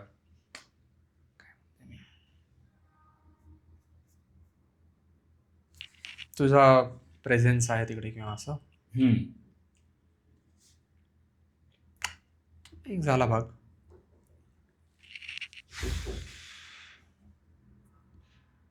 रुचाताई आली होती, ती आर्किटेक्चर प्रोफेसर आहे. तिने डिझाईन 101 हे ते त्यांच्या पहिल्या वर्षातल्या मुलांना शिकवतात ते सांगितलं, की उदाहरणादाखल एक सफरचंद त्यांनी सफरचंद म्हणून त्यांना सांगितलं, ॲपल देतात ते उदाहरण, आणि मग मुलांना सांगतात स्केचेस काढा, 100 तुम्हाला स्केचेस काढायचे आहेत. ओके. डिझाईन प्रत्येक डिझाईन वेगळं असलं पाहिजे. कोणी लाल सफरचंद, हिरवं सफरचंद, आणि मग सफरचंद मोठं छोटं, मग अर्ध खाल्लेलं सफरचंद, ॲपलचा लोगो. ओके. काही जण ॲपल लिहितात, त्यांना सांगितलेलं असतं लिहू नका तरी पण लिहितात. आणि मग सफरचंदातनं अळी बाहेर निघतीये किंवा असं, आणि मग म्हणतात की 60 मुलं आहेत वर्गात, पहिली 15 डिझाईन सगळ्यांची सारखी येतात, क्रम वेगवेगळा असू दे. मग विचार करायला वेळ लागला, आणि ती पहिली फटकन अर्ध्या तासात ते होतं किंवा 5 मिनिटात होतं. ओके. ती सगळी डिझाईन काढून, कारण फास्ट स्केचेस काढायचे. ते पहिल्या 5 मिनिटात पहिली 15 जी सगळ्यांची सारखी येणार असतात ते डिझाईन्स होतात. मग प्रत्येक जण विचार करायला लागतो, आणि प्रत्येकाची मर्यादा ती वेगळी असते. तुला 15 फटकन होतील, तर काही जणांना 20 होतील, काही जणांना 35 होतील. तू किती अंगांनी विचार करू शकतोस एखाद्या विषयावर, त्यानुसार तुझं वेगळेपण ठरतं. ओके. आणि त्यानुसार तुला महत्त्व प्राप्त होतं. तर त्यामुळे तुझा मार्तंड कोणीही असू शकतो, तुला फक्त डोळसपणे शोधायची गरज आहे की माझा मार्तंड कोण आहे, आणि मग तो तुला कळल्यावर त्याने पाडलेला प्रकाश असा लक्षात घेऊन आपल्याला स्वतःची स्थिती, परिस्थिती आणि स्वतःला सुधारायचं. त्याच्यात पुढे काय, पुढच्या ओळी काय? हरिभक्तीचा घाव गाजे निशाणी. तो तर आपल्याला काय म्हणतात, ते कौतुकाचा भाग वाटला आपल्याला. पहिल्या 2 ओळी छान आहेत, पण सदा चक्रवाकासी मार्तंड जैसा. मी तुला ते म्हणतो की सदा लिहिलंय ना, कारण सतत कोणीतरी तुला मदतीला येत नाहीये. त्याच्यात सुरुवातीला जे लिहिलंय ना, सदा चक्रवाकासी मार्तंड जैसा, सतत कोण आहे तुझ्याबरोबर, तर तूच आहेस. जर तू सतत तुझ्याबरोबर तूच आहेस, तर तूच तो मार्तंड आहेस, जो स्वतःला तुझ्या कोणत्या कसं आपण स्थितीत अडकतो आणि नंतर आपल्याला वाटतं कोणतरी सोडवेल काहीतरी. जसं आपण हॅरी पॉटरचं तू उदाहरण दिलंस की हॅरी तिकडे असतो 3ऱ्या भागामध्ये, शेवटी त्याला वाटतं कोणतरी येईल, माझा बाबा आला तिथून वाचवलं त्याने. आणि मग शेवटी तोच असतो स्वतः. बरोबर. की मीच म्हणजे त्याला वाटतो, नंतर बघ टाइम मशीन त्या क्लॉकने काय मागे जातो आणि मग तो वाट बघतो, मग कोणी येत नाही, शेवटी तोच जातो. मग ते मला वाटतं की हे तेच आहे, आपणच आपले मार्तंड. आपणच आपले मार्तंड. ते अल्टिमेटली तेच बरोबर आहे. पण आता सुरुवातीच्या काही याच्यात होतं ना की जनी निंद्यते सर्व सोडून द्यावे, जनी वंद्यते सर्व भावे करावे. मग त्या अंगाने मी म्हणत होतो की आपला मार्तंड कधीतरी झोपलेला असू शकतो, हो की नाही, आपला स्वतःचा. आपलं डोकं नीट चालत नसेल किंवा आपण चालवून घेत नसू, कोणीतरी आपल्या डोक्यात येऊन प्रकाश पाडत असेल, अरे बाबा ऐक माझं, मी काय म्हणतोय ते होतं ना, होऊ शकतं ना. कधीतरी तुला अशी जाणीव झालेली असेल ना की अरे 4 वर्षांपूर्वी हा दादा मला काहीतरी सांगत होता आणि मी तेव्हा त्याला ओढवून लावलं होतं, आता मला कळतंय की मार्तंड नसतील तुझ्या. मला म्हणणं की सदा लिहिलंय ना, म्हणून मी तो म्हणतो की सदा तू आहे, कायम जो असणार तू असणार. बाकी जर आपल्याला लोक सांगतच असतात काही ना काही चांगल्या गोष्टी, आपल्या आई बाबा सांगत असतात, आपण ऐकत नाही. आकाशात जो सूर्य आहे तो तुझा आहे, तारे तर भरपूर आहेत, असं ते पाडून किती प्रकाश पाडणार, ते त्यांच्या परीने प्रयत्न करतात, पण तो पोचला पाहिजे आपल्यापर्यंत प्रकाश. आपण घेत नाही, आपण स्वतःच बघतो शेवटी. बरोबर. आणि आपल्या मार्तंडाला ग्रहण लागलेलं असलं तर मग पंचायत होते आपली, असं होतं.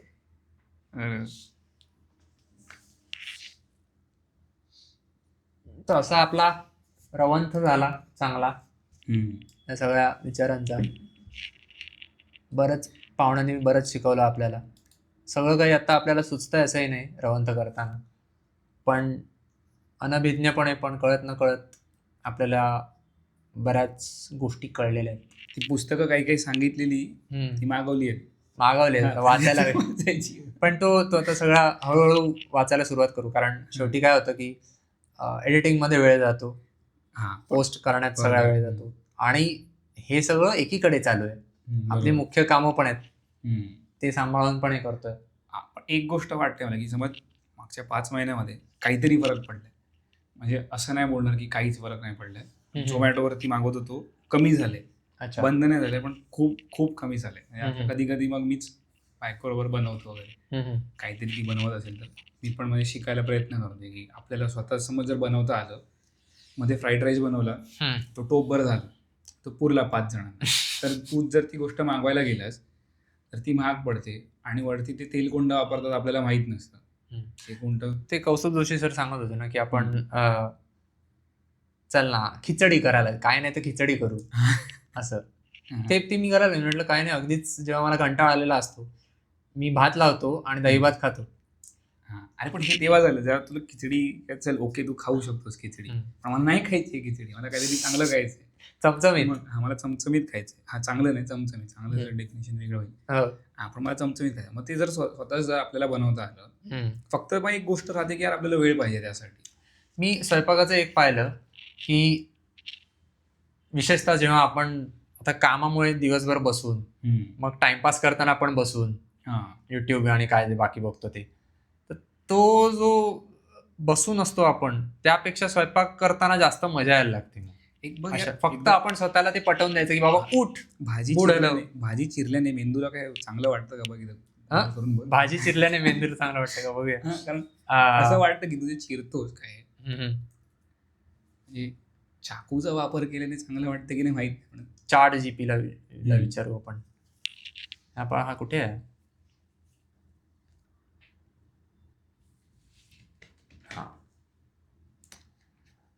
काय विचारायचं तू? भाजी चिरल्याने मेंदूला कटिंग कोणते पण भाजी चिरल्याने मेंदूला काही फायदा होतो का? चांगलं वाटतं का त्याला काय? कारण तू जे म्हणालास ना, बसून असतो आपण, काय करत नाही. मला एक वाटतं की ते एक यांत्रिक हालचाल जेव्हा त्याची सवय होते ना, तेव्हा ते आपण अगदी मेकॅनिकलपणे, यांत्रिकपणे आपण करायला लागतो. त्यावर विचार करावा लागत नाही आपल्याला की हा कांदा चिरायचा, टोमॅटो चिरायचा. मग ती वेळ आपल्याला मिळते आपल्या मनातल्या मनात विचार करायला. तेव्हा तुला डे ड्रीमिंग, दिवा स्वप्न पाहिजेत पहा, किंवा तू आतापर्यंत तुला जे काही अनुभव कालपर्वाचे आहेत त्याच्यावर प्रक्रिया कर, की मी असं म्हणायला हवं होतं, तसं म्हणायला हवं होतं, हे झालं ते झालं. त्यामुळे थोडाफार फायदा होऊ शकतो, पण तो विशेष मेंदू वाढवणारा उपाय नाही. अरे याचं मराठी काय घाण आहे रे चॅट जीपीटीचं. कसा फायदा होतो? एकाग्रता वाढते, हात आणि डोळ्यातला समन्वय वाढतो, स्ट्रेस कमी होतो. अनेक लोकांना रिपिटेटिव्ह काम, उदाहरणार्थ चिरणे कापणे केल्यावर मन शांत, त्यांचं याचं मी वाक्य नाही वाचलं, आणि लोकांचं मन शांत होतं. पण शांत हे ध्यानासारखं काम करू शकतो, ओके, असं लिहिलंय. आणि क्रिएटिव्हिटीला चालना, वेगवेगळ्या प्रकारे कापणे, डिश तयार करणं, यामुळे सर्जनशील काही म्हणजे ठीक आहे, त्याला ते बरोबर आहे, पण ते मुख्य की स्ट्रेस कमी होते ती गोष्ट केल्याने. पण काही गोष्टी लक्षात ठेवा, फक्त भाजी चिरल्याने आयक्यू किंवा मोठा कॉग्निटिव्ह बूस्ट होत नाही. तेवढं नको रे. भाजी चिरत बसले. पण ते मी पाहिलं, म्हणजे अगदी आधी कसं लहान असताना भांडी घासायला कधी आईने बोलवलं आपल्याला, चल भांडी घासणार, मला नाही हात लावायचा, असं व्हायचं. पण आता भांडी घासत असू किंवा स्वयंपाक करत असू, तेव्हा एक लक्षात येतं की आपण स्वतःला ती गॅप देतोय, तेवढा तो वेळ मिळतोय. एकीकडे हात चालू आहेत, पण तो विचार वेगळा, पण मला हवा तो विचार करायला मिळतो वेळ, आणि मी काहीतरी करतोय याचंही एक समाधान एकीकडे असतं, की माझं काम चालू आहे, मग मी शांत होतो. आणि तू कोणामुळे अडून राहत नाही ना. मागे एक मी आर्टिकल वाचलेलं, तुला पाठवेल नंतर, ते किचन वरती होतं, की किचन तुझ्या घरातलं स्वयंपाकघर बोलत नाही कोण. आता सुरुवात करा. नाही, एवढं मोठं आहे ते. सिग्नलला तू काय म्हणतोस? इशारा म्हणू शकतो, पण त्याला आपण सिग्नलच म्हणतो, कारण ती गोष्ट सोपी आहे. मला वाटतं जसं जॅपनीज लोकांनी केलं ना, की त्यांनी इंग्लिशला घेऊन टाकले, तसं आपण करायला पाहिजे, की तू त्या गोष्टींसाठी ज्या संकल्पना आपल्याकडे आधीपासून नव्हत्या. आता आधी तुझा मुद्दा पूर्ण कर, मग मराठीवर येतो. तोडलंच मध्येच, काहीतरी वेगळं सांगू. किचन मध्ये जर तुझं असं अस्ताव्यस्त सगळं पडलं असेल, तुझ्या बेसिनमध्ये भांडी सगळी अशी तुंबली आहेत, धुवायची आहे ती, तर ते त्या घराची मनस्थिती तशी बनत जाते तुझी. असं त्या आर्टिकल मध्ये होतं, की जेवढं तुझं किचन, स्वयंपाकघर जेवढं ते चांगलं, तेवढं तुझ्या घराची मनस्थिती, म्हणजे तुझी मनस्थिती चांगली राहते. कारण तू बघणार, अरे एवढी भांडी पडली, आपल्या डोक्यात एक काम राहिलंय माझं, किंवा काकू येऊन घासतील, जर काकू असतील, पण कशाला ठेवायचं ते एवढं. जर तुला नुसतं विसरून जरी ठेवून साईडला, आता मी ते करतोय, की भांडी विसरून जरी तू बाजूला ठेवलीस, काकू कधी येऊन काय काम करतील ते करतील, पण तुझं नीट राहतं ते जे काय किचन आहे. ते आर्टिकल मी पाठवेन तुला. मला स्वतःला तो अनुभव बराच झाला. मी बऱ्याच बायकोला पण म्हणालो की एक पाहिलंच का की जेव्हा आपली भांडी तुंबत राहतात तिकडे सिंकमध्ये, तेव्हा आपण लवकर आजारी पडतो. तेव्हा काहीतरी होतं आपल्याला आपला मूड खराब होतो, आपण डिप्रेस होतो, निराश होतो. कारण मग ती भांडी तुंबली आहेत, मग स्वयंपाक करायचा एक कुठलं तरी भांडं त्यातनं काढून घासावं लागणार, ढॅन ढॅन ढॅन सगळे इकडे तिकडे होणार. फक्त जरी ती एक भांडं काढायचं म्हटलं तरी मग आपण टाळत राहतो. मग वेळच्या वेळी आपण खात नाही, मग आपण बाहेरून मागवतो. ते चांगलं असतं नसतं, मग काही ना काहीतरी निमित्त होतं आणि आपण आजारी पडतो त्याने. त्यापेक्षा आपण भांडी आपली व्यवस्थित असतात, मग आपला स्वयंपाकही वेळेवर होतो, नीट खातो, नीट नेटकं पण दिसतं. आणि अजून एक गोष्ट ह्याच्यात काय होतं की तू प्रोक्रॅस्टिनेशन होतं आपल्या कामांमध्ये, की ते ह्याच्यात पण आहे की जर तू पटकन तुझं जेवल्या ताट जर तू नुसतं विसरून ठेवलंस तर ते नीट राहतं तिकडे. ते भांड्यांबद्दल पण की तू जेवण तुझं झालं, तू दुसऱ्या भांड्यामध्ये बदललंस, शिफ्ट केलंस, तर पटकन जर ते घासलंस ना तू, तर ते काम पण पटकन होतं. नंतर तू ठेवून दिलं ना, सुकलं विकलं, मग त्याची वाट लावून एक जे काम 5 मिनिटात होऊ शकतंय ते करून टाका लगेच ना, ते लांबणीवर टाकू नका. असा तो नियम आहे ना. तो कशात होता? तो ॲटॉमिक हॅबिट मध्येच होता का ते, की 2 मिनिटं 3 मिनिटं काय लक्षात नाही. म्हणजे ती जर विदिन सेकंड असेल तर पटकन, कदाचित मला तूच सांगितलं होतास. त्याच्यात होतं की विदिन सेकंड जर ती गोष्ट होणार असेल 15 सेकंडमध्ये वगैरे, ती तेव्हाच करा, मग ती नंतरसाठी तुम्ही थांबू नका. पण 5 मिनिटासाठीचा नियम तो आपण लांबवू शकतो. 5 मिनिटात होणारी कामं तशी बरीच असतात. 5 मिनिटं खूप मोठा टाइम स्पेंड झाला तसं झाला कंटाळा करण्याच्या दृष्टीने. पण 5 मिनिटात तुझे 15 शॉर्ट्स बघून होतात, ते चालतं हो की नाही? मग तो काय एवढा मोठा नाहीये. कारण त्या 15 शॉर्ट्स मधून तुला काय कळतं, अरे या कोत्र्याने कशी कोलांटी उडी मारली, ते कळतं. बरं, वेलांटी मराठीवर येऊया. आपण म्हणत होतो की शब्द दुसऱ्या भाषेतनं शब्द घ्यायला हवेत. मान्य आहे, कारण दुसऱ्या भाषेतनं शब्द घेतल्याने आपली भाषा समृद्ध होते. पण त्यात एक स्पष्ट फरक ठेवायला हवा, स्पष्ट अंतर ठेवायला हवं. हे की जे शब्द, ज्या संकल्पना आधीपासून आपल्या भाषेत आहेत त्या आपण वापरत राहायला हव्यात. त्या संकल्पनांसाठीचे शब्द आपण आपल्याच भाषेतले वापरत राहायला हवेत. कारण त्यांना जर आपण प्रतिशब्द दुसऱ्या भाषेतनं घेतले तर ते आपल्या भाषेला मारक ठरतं. पण आता समज इंग्लिश आहे, इंग्लिशने दुनियावर जे शब्द डापलेत, ते त्यांनी त्यांची भाषा वाढली कारण त्या संकल्पना त्यांनी दुसरीकडनं घेतल्या. मग म्हणजे समजा चीज आहे, पेन आहे, लॅपटॉप आहे, ह्या आपल्याकडच्या संकल्पना नाही आहेत, या बाहेरनं आलेल्या संकल्पना. चीज आपल्याकडे नाही तयार झाले ना, आपल्याकडे आपलं ठीक आहे, काय आहे, दूध आहे, पनीर आहे, तूप आहे, त्यासाठी आपल्याकडे शब्द आहेत. मग मिल्क नाही म्हणायचं, बटर नाही म्हणायचं, लोणी म्हणायचं, बरोबर. पण त्यांना अल्टरनेट म्हणून वापरू शकतो ना समानार्थी, की मला आता हा वापरायचा, मला तो वापरायचा. तू जेव्हा इंग्लिशमध्ये बोलत असतोस तेव्हा तू अल्टरनेट म्हणून मराठी शब्द वापरतोस का? दिस उन्हाळा इज सो टेरिबल असं नाही म्हणत आपण, ते झालं बोलणं आपलं. पण आता शब्द छोटा कोणता आहे, लोक तो होतं ना की यार हे मला सोपं वाटतं, सोयीस्कर आहे. सिग्नलला पण काहीतरी मराठीमध्ये शब्द आहे खूप मोठा, स्वयंपाकघर. मी म्हणत आता सिग्नल, ट्रॅफिक सिग्नल हीच संकल्पना बाहेरून आली ना, ती काय आपल्याकडे जन्म पावलेली नाही. त्यामुळे तुला तो ट्रॅफिक सिग्नल त्याला म्हणणं मी मान्य करतो. एरवी मला काहीतरी सिग्नल दे, ते मला काहीतरी इशारा दे म्हणू शकतो आपण. मग आपण घरातच किती वेळा बोलतो की स्वयंपाकघरात चाललो मी, स्वयंपाकघर तू थोडा त्याचा अपभ्रंश कर ना, स्वयंपाकघर म्हण ना पटकन, किती वेळ लागतो. शयन कक्षात चाललो मी वगैरे, ते नाही ना, झोपायच्या खोलीत जाऊ शकतो म्हणू शकतो ना. नाही, पण ते कठीण पडतं गोष्ट. म्हणून ती भाषा तुला सोयीस्कर जेवढी असेल तेवढे तू तिचा वापर करशील. जर तुला सोयीस्कर बेडरूम आहे, ती सोयीची व्हावी, त्यामुळे आपण आपले साधे पर्याय. मराठी शब्द मला वाटतं त्याला नवीन गुणधरी आला पाहिजे, जो छोटा असेल. छोटाच असायला हवा असं नाही, तो सोपा असायला हवा. सोपा, कारण तो छोटा असेल, 2 अक्षरे असेल पण दोन्ही जोडाक्षरे असतील, मग कोणी वापरणार नाही. सोपा असायला हवा. शयन कक्ष मी नाही म्हणत, झोपायची खोली म्हणू शकतो ना. खोली सोपं आहे, झोपणं सोपं आहे, म्हणजे शब्द उच्चारण वापरत नाही तो, कारण तो कळायला पण पाहिजे. आता बाथरूम तर बाथरूम मी पण बाथरूमच म्हणतो ना. मी स्नानगृह किंवा न्हाणीघर असं नाही म्हणत. मी न्हाणीघर आहे आपल्याकडे शब्द, पण मी नाही म्हणत. तोच मुद्दा आहे माझा. ठीक आहे, वॉशिंग मशीन, धुण्याचं मशीन वगैरे नाही, त्याला तो शब्द पडलेला आहे तर तो वापरावा, माझं त्याबद्दल काही म्हणणं नाहीये. पण किचन हा शब्द गरज नाहीये आपल्याला, आपण स्वयंपाकघर म्हणू शकतो. मला इव्हन हे पण वाटतं चिकन पण म्हणायचं नाही खरं. चिकन म्हणजे काय? कोंबडी. चिकनचा अर्थच कोंबडी. आपण चिकन का म्हणतो? काय म्हणायला पाहिजे त्याला? कोंबडी. कोंबडीला कोंबडीला कोंबडी म्हणूया ना. ती मेलेली असो किंवा जिवंत असो, ती कोंबडी आहे. अच्छा. मी बकरा कापून खातोय, मटण म्हणायची गरजच नाही ना. नाही, मी बकरा नाही खात, पण मला वाटतं की ते तू आणि मी ठरवल्याने असं होणार नाही. ते लोकांना जर वाटलं की हे सोयीस्कर आहे तर ते तेवढं जास्तीत जास्त लोकांचं ठरवतील ना. आपण आता हे मी काय करतोय, कारण आणि तू तुझं ठरवशील, मला ते पण मान्य आहे, पण मी हे मुद्दामून हट्टाने का करतो, कारण मी तो प्रयोग करून पाहिला स्वतः की मी मराठीत बोलत असताना मला 4 शब्द मी जर माझ्या अख्ख्या वाक्यात मी इंग्लिशमधले वापरले, उलट करून बघ, इंग्लिशमध्ये बोलत असताना तू 4 शब्द मराठीतले वापरून बघ, ते हास्यास्पद आहे. मग ते मराठीतही आहे, हसायला कोणी उरलं नाहीये. ते आपला मुद्दा झाला गेला. हा, मग मला हसायचं आहे की नाही, हास्यास्पद आहे याचं भान ठेवून मला व्यवस्थित, कारण माझ्या भाषेची वाट लागते ना.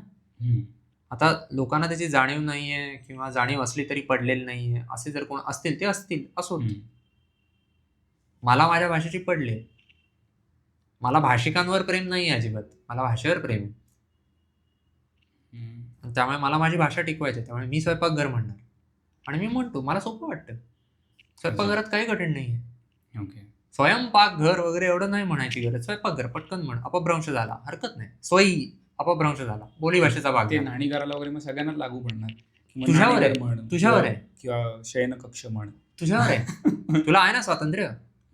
तुझ्यावर कोणी बळजबरी करते बेडरूमच म्हण, तुला म्हणायचं शयन कक्ष म्हण, कोण अडवतंय? पण मग समोरच्याला फक्त ते कळलं पाहिजे तू काय म्हणतोस. कळतं, शयन कक्ष कोणाला कळत नाही. आता मी तुला कळतं याचा अर्थ गरजेचं नाही की सगळ्यांनाच कळेल. आता जी मुलं इंग्लिश मीडियम मध्ये जात आहेत, माझी भाषा आहे. असं तसं नाही, म्हणजे मी तुझ्याशी बोलतोय. जर तुझी अपेक्षा असेल की मी तुझ्यासाठी थोडंसं जुळवून घ्यावं, ती अपेक्षा मी ठेवू शकतो. तुही जुळून घे. माझ्याशी बोलतोयस तर तुला 4 शब्द नवीन कळतील. अच्छा, तयारी आहे तर बोल माझ्याशी, असं करू शकतो ना. इंग्लिश मिडियमची मुलं आहेत, इंग्लिश मिडियमच्या मुलांची काही चूक नाही. मी नाही म्हणते त्यांची चुकी, म्हणजे त्यांना कळत नाही, कारण त्यांना त्यांचे शिक्षण पूर्ण वेगळ्या भाषेत होते. बरोबर, आपण शिकवू शकतो, आपण बोलू शकतो त्यांच्याशी. सरळ मराठीत बोलायला सुरुवात करायची, अगदी शुद्ध जितक्या जमेल तितक्या. ते मध्ये मध्ये विचारतील याचा काय अर्थ आहे. जर त्यावेळेला आपण त्यांना म्हटलं एवढं पण कळत नाही काय रे आत्ताची पिढी, मग तो वैताग गेला, मग तो निघून जाईल. त्याची चूक नाही. पण त्याला सांगितलं काय काय कळलं नाही. अच्छा, म्हणजे गुरुवार म्हणजे कळलं नाही. गुरुवार म्हणजे थर्सडे, मराठीत गुरुवार म्हणतात. आता आपण मराठीत बोलतोय ना, गुरुवार म्हणून. त्याला मी सांगू शकतो बाबा, इंग्लिशमध्ये बोलताना what is the day today, गुरुवार, असं मी तुला उत्तर नाही देणार, थर्सडे म्हणेन. तेच मराठीत करायचं. एक मुळात हा माझा अंदाज आहे. सुरुवात कुठून झाली ही, की मला 4 इंग्लिश शब्द येतात आणि मला दाखवायचं की मला इंग्लिश येतं. खरं तर मला मराठीच येतं. वाक्याची रचना मला मराठीतच करता येते. म्हणून मी मराठी वाक्य म्हणता म्हणता त्याच्यात 4 इंग्लिश शब्द घुसवले, ज्यामुळे ऐकणाऱ्याला वाटावं की मला इंग्लिश येतं. या भावनेतून तो प्रकार वाढला. मला नाही वाटत आहे की जो माणूस आता समज मी जेव्हा बोलतोय तेव्हा यामुळे बोलतो की मला ते इंग्लिश जे मराठी शब्द आहेत ना ते माझ्या वापरात तेवढे नाही. जर मी ऑफिसमध्ये जातोय, मी तिकडे इंग्लिशमध्ये जास्त वेळ बोलतो, माझं सगळं काम इंग्लिशमध्ये, माझं शिक्षण सगळं 11वी नंतर इंग्लिशमध्ये. मग तू जे मराठी शब्द आधी वापरत होतास ना त्यांचा वापर कमी झालाय. हो, पण तो कमी होण्याचं मी कारण सांगतोय. कारण तुझं शिक्षण दुसऱ्या भाषेत आहे, तुला लक्षात तुझा अभ्यास आहे, तू दुसऱ्या भाषेत करतोय, मग तू स्टाईल मारायला नाही करतेस. तसं नाही, फक्त तेवढं नाही.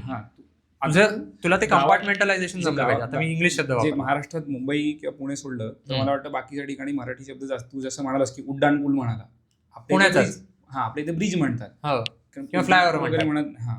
कारण तो कसं आहे की तिथे ती लोक ते शब्द वापरतायत सतत. आपल्या इथे झालंय काय की उलट झालंय, तू शिकतोयस आणि मग तुला सवय राहत नाही त्या शब्दांची. मग ते जाणीवपूर्वक आपल्याला ते बदलायला कसं ते लक्षात आल्यावर तुला कळतं की अरे हे माझ्याकडून होत नाही. साधा विचार कर ना, मराठीत टाईप करायची सोय आहे, आपण करतो का? मी करतो, पण सगळे करतात का? कोणीही माझ्याशी बोलत असताना पहिल्यांदा रोमन लिपीत काहीतरी ते मराठीत येतं.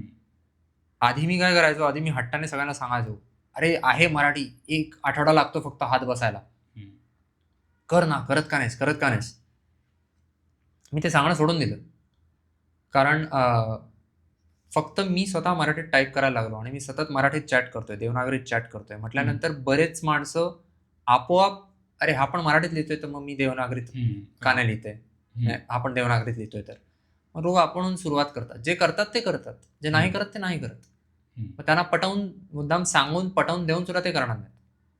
माझे काही मित्र जेव्हा ज्यांना मी 10 वर्षांपूर्वी मागे लागलो होतो की तुम्ही देवनागरीत का नाही लिहित, तेव्हा मला उडवून लावायचे, तू कोण सांगणार.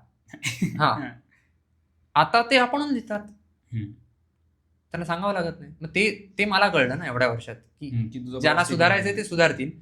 मी माझ्या जे माझी भूमिका आहे ते त्या भूमिकेवर मी ठाम राहणार. माझ्यापुरतं मी ठाम राहणार, तुम्हाला हवं ते करा. मग जसं मी दुसऱ्याला नाही सांगू शकत तू हे बदल, मला सांगू नका मी बदलेन म्हणून. आता असे शब्द कोण वापरतो, मी वापरतो. पण माझं म्हणणं जेव्हा तू स्वयंपाकघरावरती आलास तेव्हा मला शब्द तो मोठा वाटतो म्हणून मी तिकडे किचन वापरतोय. मला माहिती त्याचा दुसरा शब्द काय मराठी. हो. पण मी तुला सांगतो अशासाठी कारण मला माहिती आहे की तुला सांगितलं की तू बदलतोस. तुला पटलं की तू बदलतोस. आम्ही प्रयत्न करू शकतो पण असं नाही की आता बोलता बोलता जेव्हा मी जर माझ्या बोलण्याचा स्पीड पण जास्त आहे. हो. मला तो कमी करायचा आहे. मी ज्या वेगात बोलतो तो मराठीमध्ये वेगच बोलतात का स्पीड म्हणजे. हो वेगच म्हणतात. नाही म्हणजे इंग्लिशमध्ये टेम्पो म्हणतात शब्द आहे की जो स्पीड असतो म्युझिकचा किंवा बोलण्याचा. लय बोलण्याची लय म्हणजे टेम्पो होतो का. लय म्हणजे थोडा तो गतीशी संबंध आहे. कुठल्या लयीत जो म्युझिकला टेम्पो हा शब्द असतो तिथे. मग आपण शोधूया. मला तरी वाटतं टेम्पोशी संबंध लयीचा असावा का. वेगमानता. टेम्पो म्हणजे वेगमान, गती. टेम्पोला वेगच म्हटलंय, वेग आणि गती. पण तो मला स्लो करायचा. लय पण आहे. हा की आता जर मी स्वयंपाकघर तिकडे बसवलं तर मला पॉज घ्यावा लागतोय आणि थांबावं लागतं मला तिथे की स्वयंपाक असं. अरे पण तू हत्ती म्हणू शकतोस तर एलिफंट म्हणशील का. विशेषतः आपण मराठीत बोलत असतो हत्तीच म्हणतो ना. असं म्हणजे काही शब्द आपल्या सवयीचे झालेले आहेत. जर मनाला हे पटलं की माझ्या भाषेत शब्द असताना मी दुसरा वापरणं बरोबर नाही आणि मग बदलावं असं वाटलं मग प्रयत्नपूर्वक आपण बदलू शकतो. माझंही होतं. एक गोष्ट मला अजून एक वाटते की मी मागे एक अभिजित अय्यरचा व्हिडिओ बघतो पॉडकास्ट श्याम शर्माचा. तर आता त्याला FIR झाली. तो FIR झाली काहीतरी बडबडला वाटतं. असो. श्याम शर्मा नाही अभिजित अय्यर. अच्छा ओके. मला माहित नाही. तर त्याच्यात तो काय म्हणाला की नुसतं मराठीचा प्रॉब्लेम नाही होते, तो अख्ख्या सगळ्या भाषांचा प्रॉब्लेम होतो. तो म्हणाला भारतभर सगळ्या भाषांचा प्रॉब्लेम होतोय. तो मुख्य गोष्ट काय याला कारणीभूत की या भाषा वापरात येत नाहीत कामासाठी. म्हणजे स्टेम एज्युकेशनमध्ये जे काय शिक्षण आहे तुझं डॉक्टर की किंवा इंजिनिअरिंगमध्ये, तर इथे एकतर शब्द आहेत आणि ते खूप कठीण आहे. आणि जर ते कठीण शब्द वापरता येत नसतील तर त्याचा लोक जात नाहीत त्यांना घ्यायला, म्हणजे त्यांचा वापर करायला त्या शब्दांचा. थोडं की इथे लोकांनी काम करायला हवं होतं जे अजून केलं नाही. की तू त्याला समानार्थी शब्द एक काहीतरी मराठीमध्ये आणा किंवा तुमच्या प्रतिशब्द आणा, लोकल लँग्वेजमध्ये तो आणा. ते पहिल्यांदा शिवाजी महाराजांनी केलं होतं. फारसी सगळे शब्द होते ते सगळे काढून सरकारी कारभारातून मराठी शब्द राबवले. मग सरकारी कारभारात ते आहेत पण ते मी सांगतो की सुरुवाती शिवाजी महाराजांनी केली होती. नंतर सावरकरांनी स्वीकार केली. आपल्याला असे कितीतरी प्रतिशब्द जे आधी मराठीत नव्हते ते सावरकरांनी दिले आणि त्यातले कितीतरी रुळले नाहीत पण बरेचसे रुळले सावरकरांनी दिलेले. आपल्याला माहिती पण नसतं की हे शब्द सावरकरांनी दिले.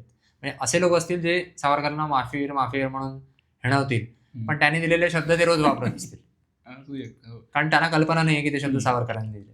पण मुद्दा तोच आहे की हे जे शब्द म्हणाले प्रतिशब्द जे म्हणाले पण हे 2 माणसांनी केलेले काम कितीतरी मोठ्या पाठीवरती केलं गेलं पाहिजे होतं की तुम्ही एक ॲज अ काय म्हणतात कमिटी वगैरे बसून की तुम्ही काय करताय. म्हणजे ते केलं गेलं नाही म्हणून ते आपले पण मागे पडतात सगळ्या भाषा ज्या आहेत. पण जापानमध्ये किंवा चायनामध्ये त्यांच्या भाषेत शिकवतात बरोबर आणि सगळं. म्हणजे अगदी सगळ्या वैद्यकीय संज्ञा त्या सुद्धा. एक भाषानीती म्हणून पुस्तक आहे राजीव मनोत्रांचं. त्याच्यात त्यांनी लिहिले की सगळ्या टॉप ज्या एशियामधल्या ज्या सगळ्यात काय म्हणतात मोठ्या 500 कंपन्या आहेत त्या सगळ्या चायनीज आणि अशाच होत्या, जॅपनीज, कोरियन आणि सगळे साऊथ ईस्ट एशियामधल्या. कारण त्यांनी सांगितलं की तिथे स्वतःच्याच भाषेवरती भर दिला जातो. पण लहान मुलाला एक वेगळी भाषा शिकायची प्रोसेसच नाही, म्हणजे ती नंतर जाऊन शिकतात इंग्लिश वगैरे शिकायचं असेल तर. पण त्यांना मुख्य की कन्सेप्ट कळतो की नाही बरं असतं. मी एक मला कोणी सांगितलेलं की ते एक आलेले काका, नाव त्यांनी सांगितलं की जेव्हा लहान मुलं शिकवत असतं, मूल लहान असतं तेव्हा घास भरवतात.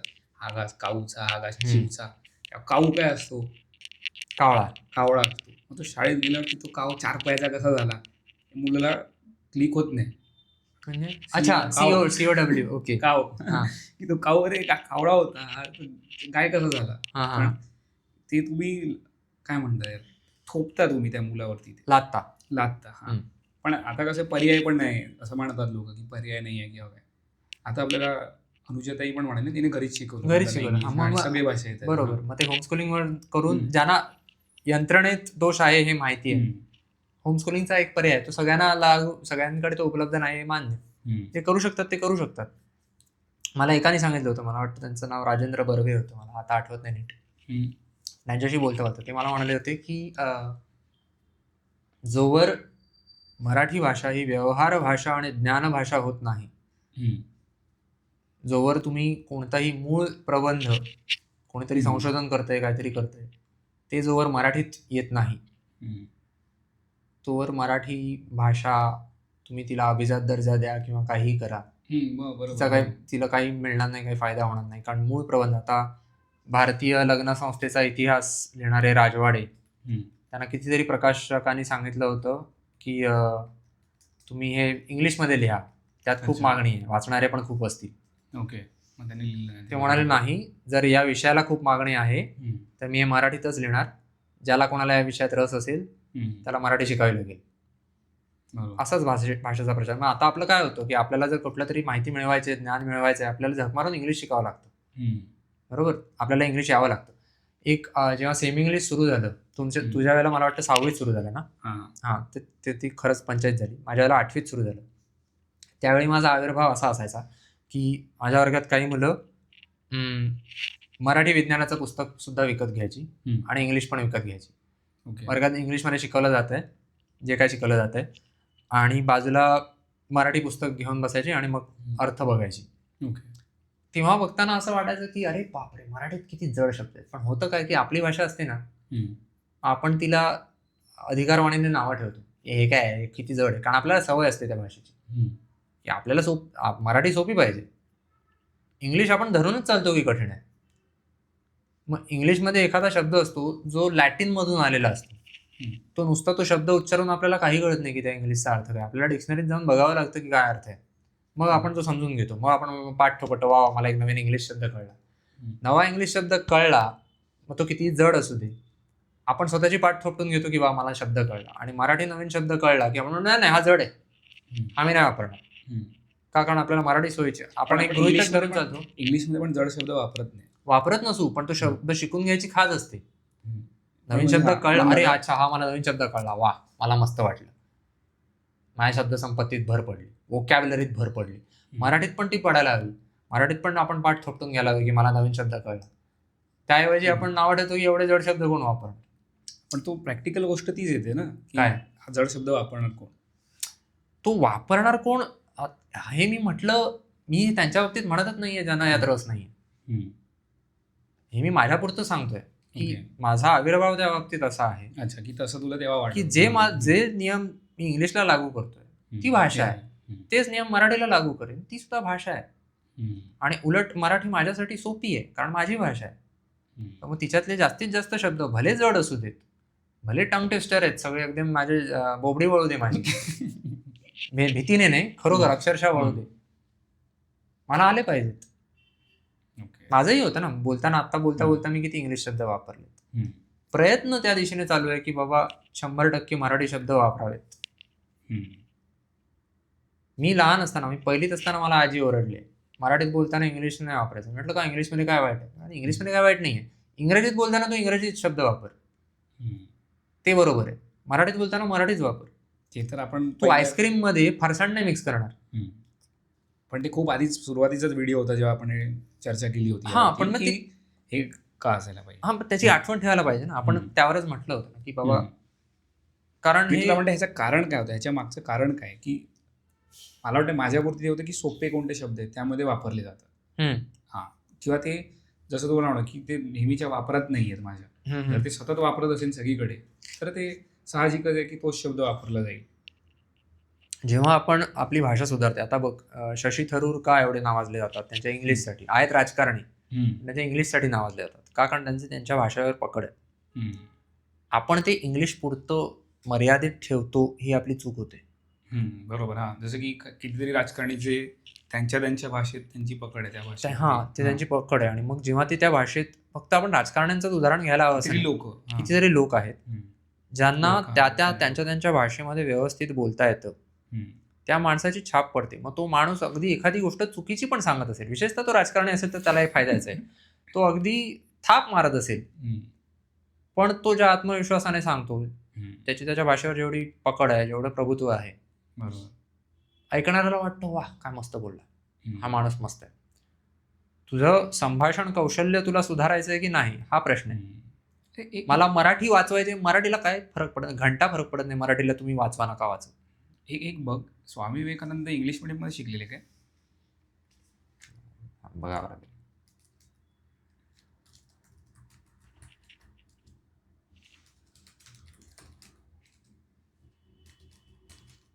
स्वामी विवेकानंद यांचे प्राथमिक शिक्षण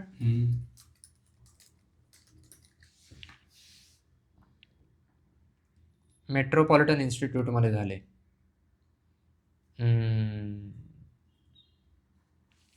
काय लिहिलंय का त्यांचं माध्यम कोणतं होतं किंवा काय शिक्षणाचं माध्यम? ते तर आहेच. तर आपण मागे पण डिस्कस केले की तू कोणत्या एखाद्या गोष्टीला वाचवायला गेला, प्रामुख्याने इंग्लिश. मग ते वेगळंच आहे बघ. ते इंग्लिश मीडियम मध्ये शिकून पण त्यांची पकड होती सगळ्या भाषांवरती, पण तो त्यांचा निर्णय होता. जेव्हा तू यंत्रणाच अशी उभारतोस ज्यामुळे बहुतेक लोकांना त्यांचा कल आपोआप चुकीच्या दिशेने वळेल. बरोबर. जो माणूस होता स्वामी विवेकानंद होते, त्यामुळे तू त्यांना पर्शियनमध्ये शिकवलं असतंस तरी ते शेवटी त्यांनी बंगालीवर आले असते ना, मातृभाषा आहे म्हटल्यावर. आणि असं नाही, पण मग आपण याला असं हे करायला पाहिजे का की स्वामी विवेकानंद होते म्हणून त्यांनी केलं, की त्यांनी ठरवलं म्हणून त्यांनी केलं. पण मुद्दा हा आहे की ठरवणारे लोक कमी असतात. जर तू आता सिस्टीम डिझाईन करतोयस, यंत्रणा एखादी बसवतोयस, घडवतोयस, रचतोयस, तर हा विचार केला पाहिजे की लोकांसाठी सोपं काय आहे ना. मग जर आपली भाषा आपल्याला पोसायची, वाढवायची, समृद्ध करायची, तर मग ती भाषा सोपी कशी होईल याचा विचार केला पाहिजे. हा एक भाग झाला. पण ती भाषा वापरण्यासाठी लोकांना प्रोत्साहन कसं मिळेल, हाही एक भाग झाला. तुम्ही जर मराठीत शिकलात, मराठीत बोलायला लागलात, मराठी वापरायला लागलात, तर त्याचा तुम्हाला तुमच्या उद्योगात, व्यवसायात फायदा होईल, हे जर यंत्रणा दाखवून देऊ शकली तर लोक वापरतात. होतोय का तो पण आहे ना, की त्याच्यावरती स्टडी नाहीये किंवा काय, तो होतो आता अशा दृष्टीने की तुझं संभाषण कौशल्य जर चांगलं असेल तर तू लोकांना पटवून देऊ शकतोस की तुला काय हवंय काय नको. जेवढे सगळे आंतरराष्ट्रीय ब्रँड आहेत, अमेझॉन घे, गुगल घे, मेटा घे, फेसबुक किंवा कोणी, हे जर ऍप्स सांगितले, पण कुठलेही किती आंतरराष्ट्रीय ब्रँड, त्या सगळ्यांच्या जाहिराती आपल्या भाषांमध्ये पट्टापट येतात. कुठलंही एक त्यांचं कॅम्पेन असतं, मी त्याच कामात आहे.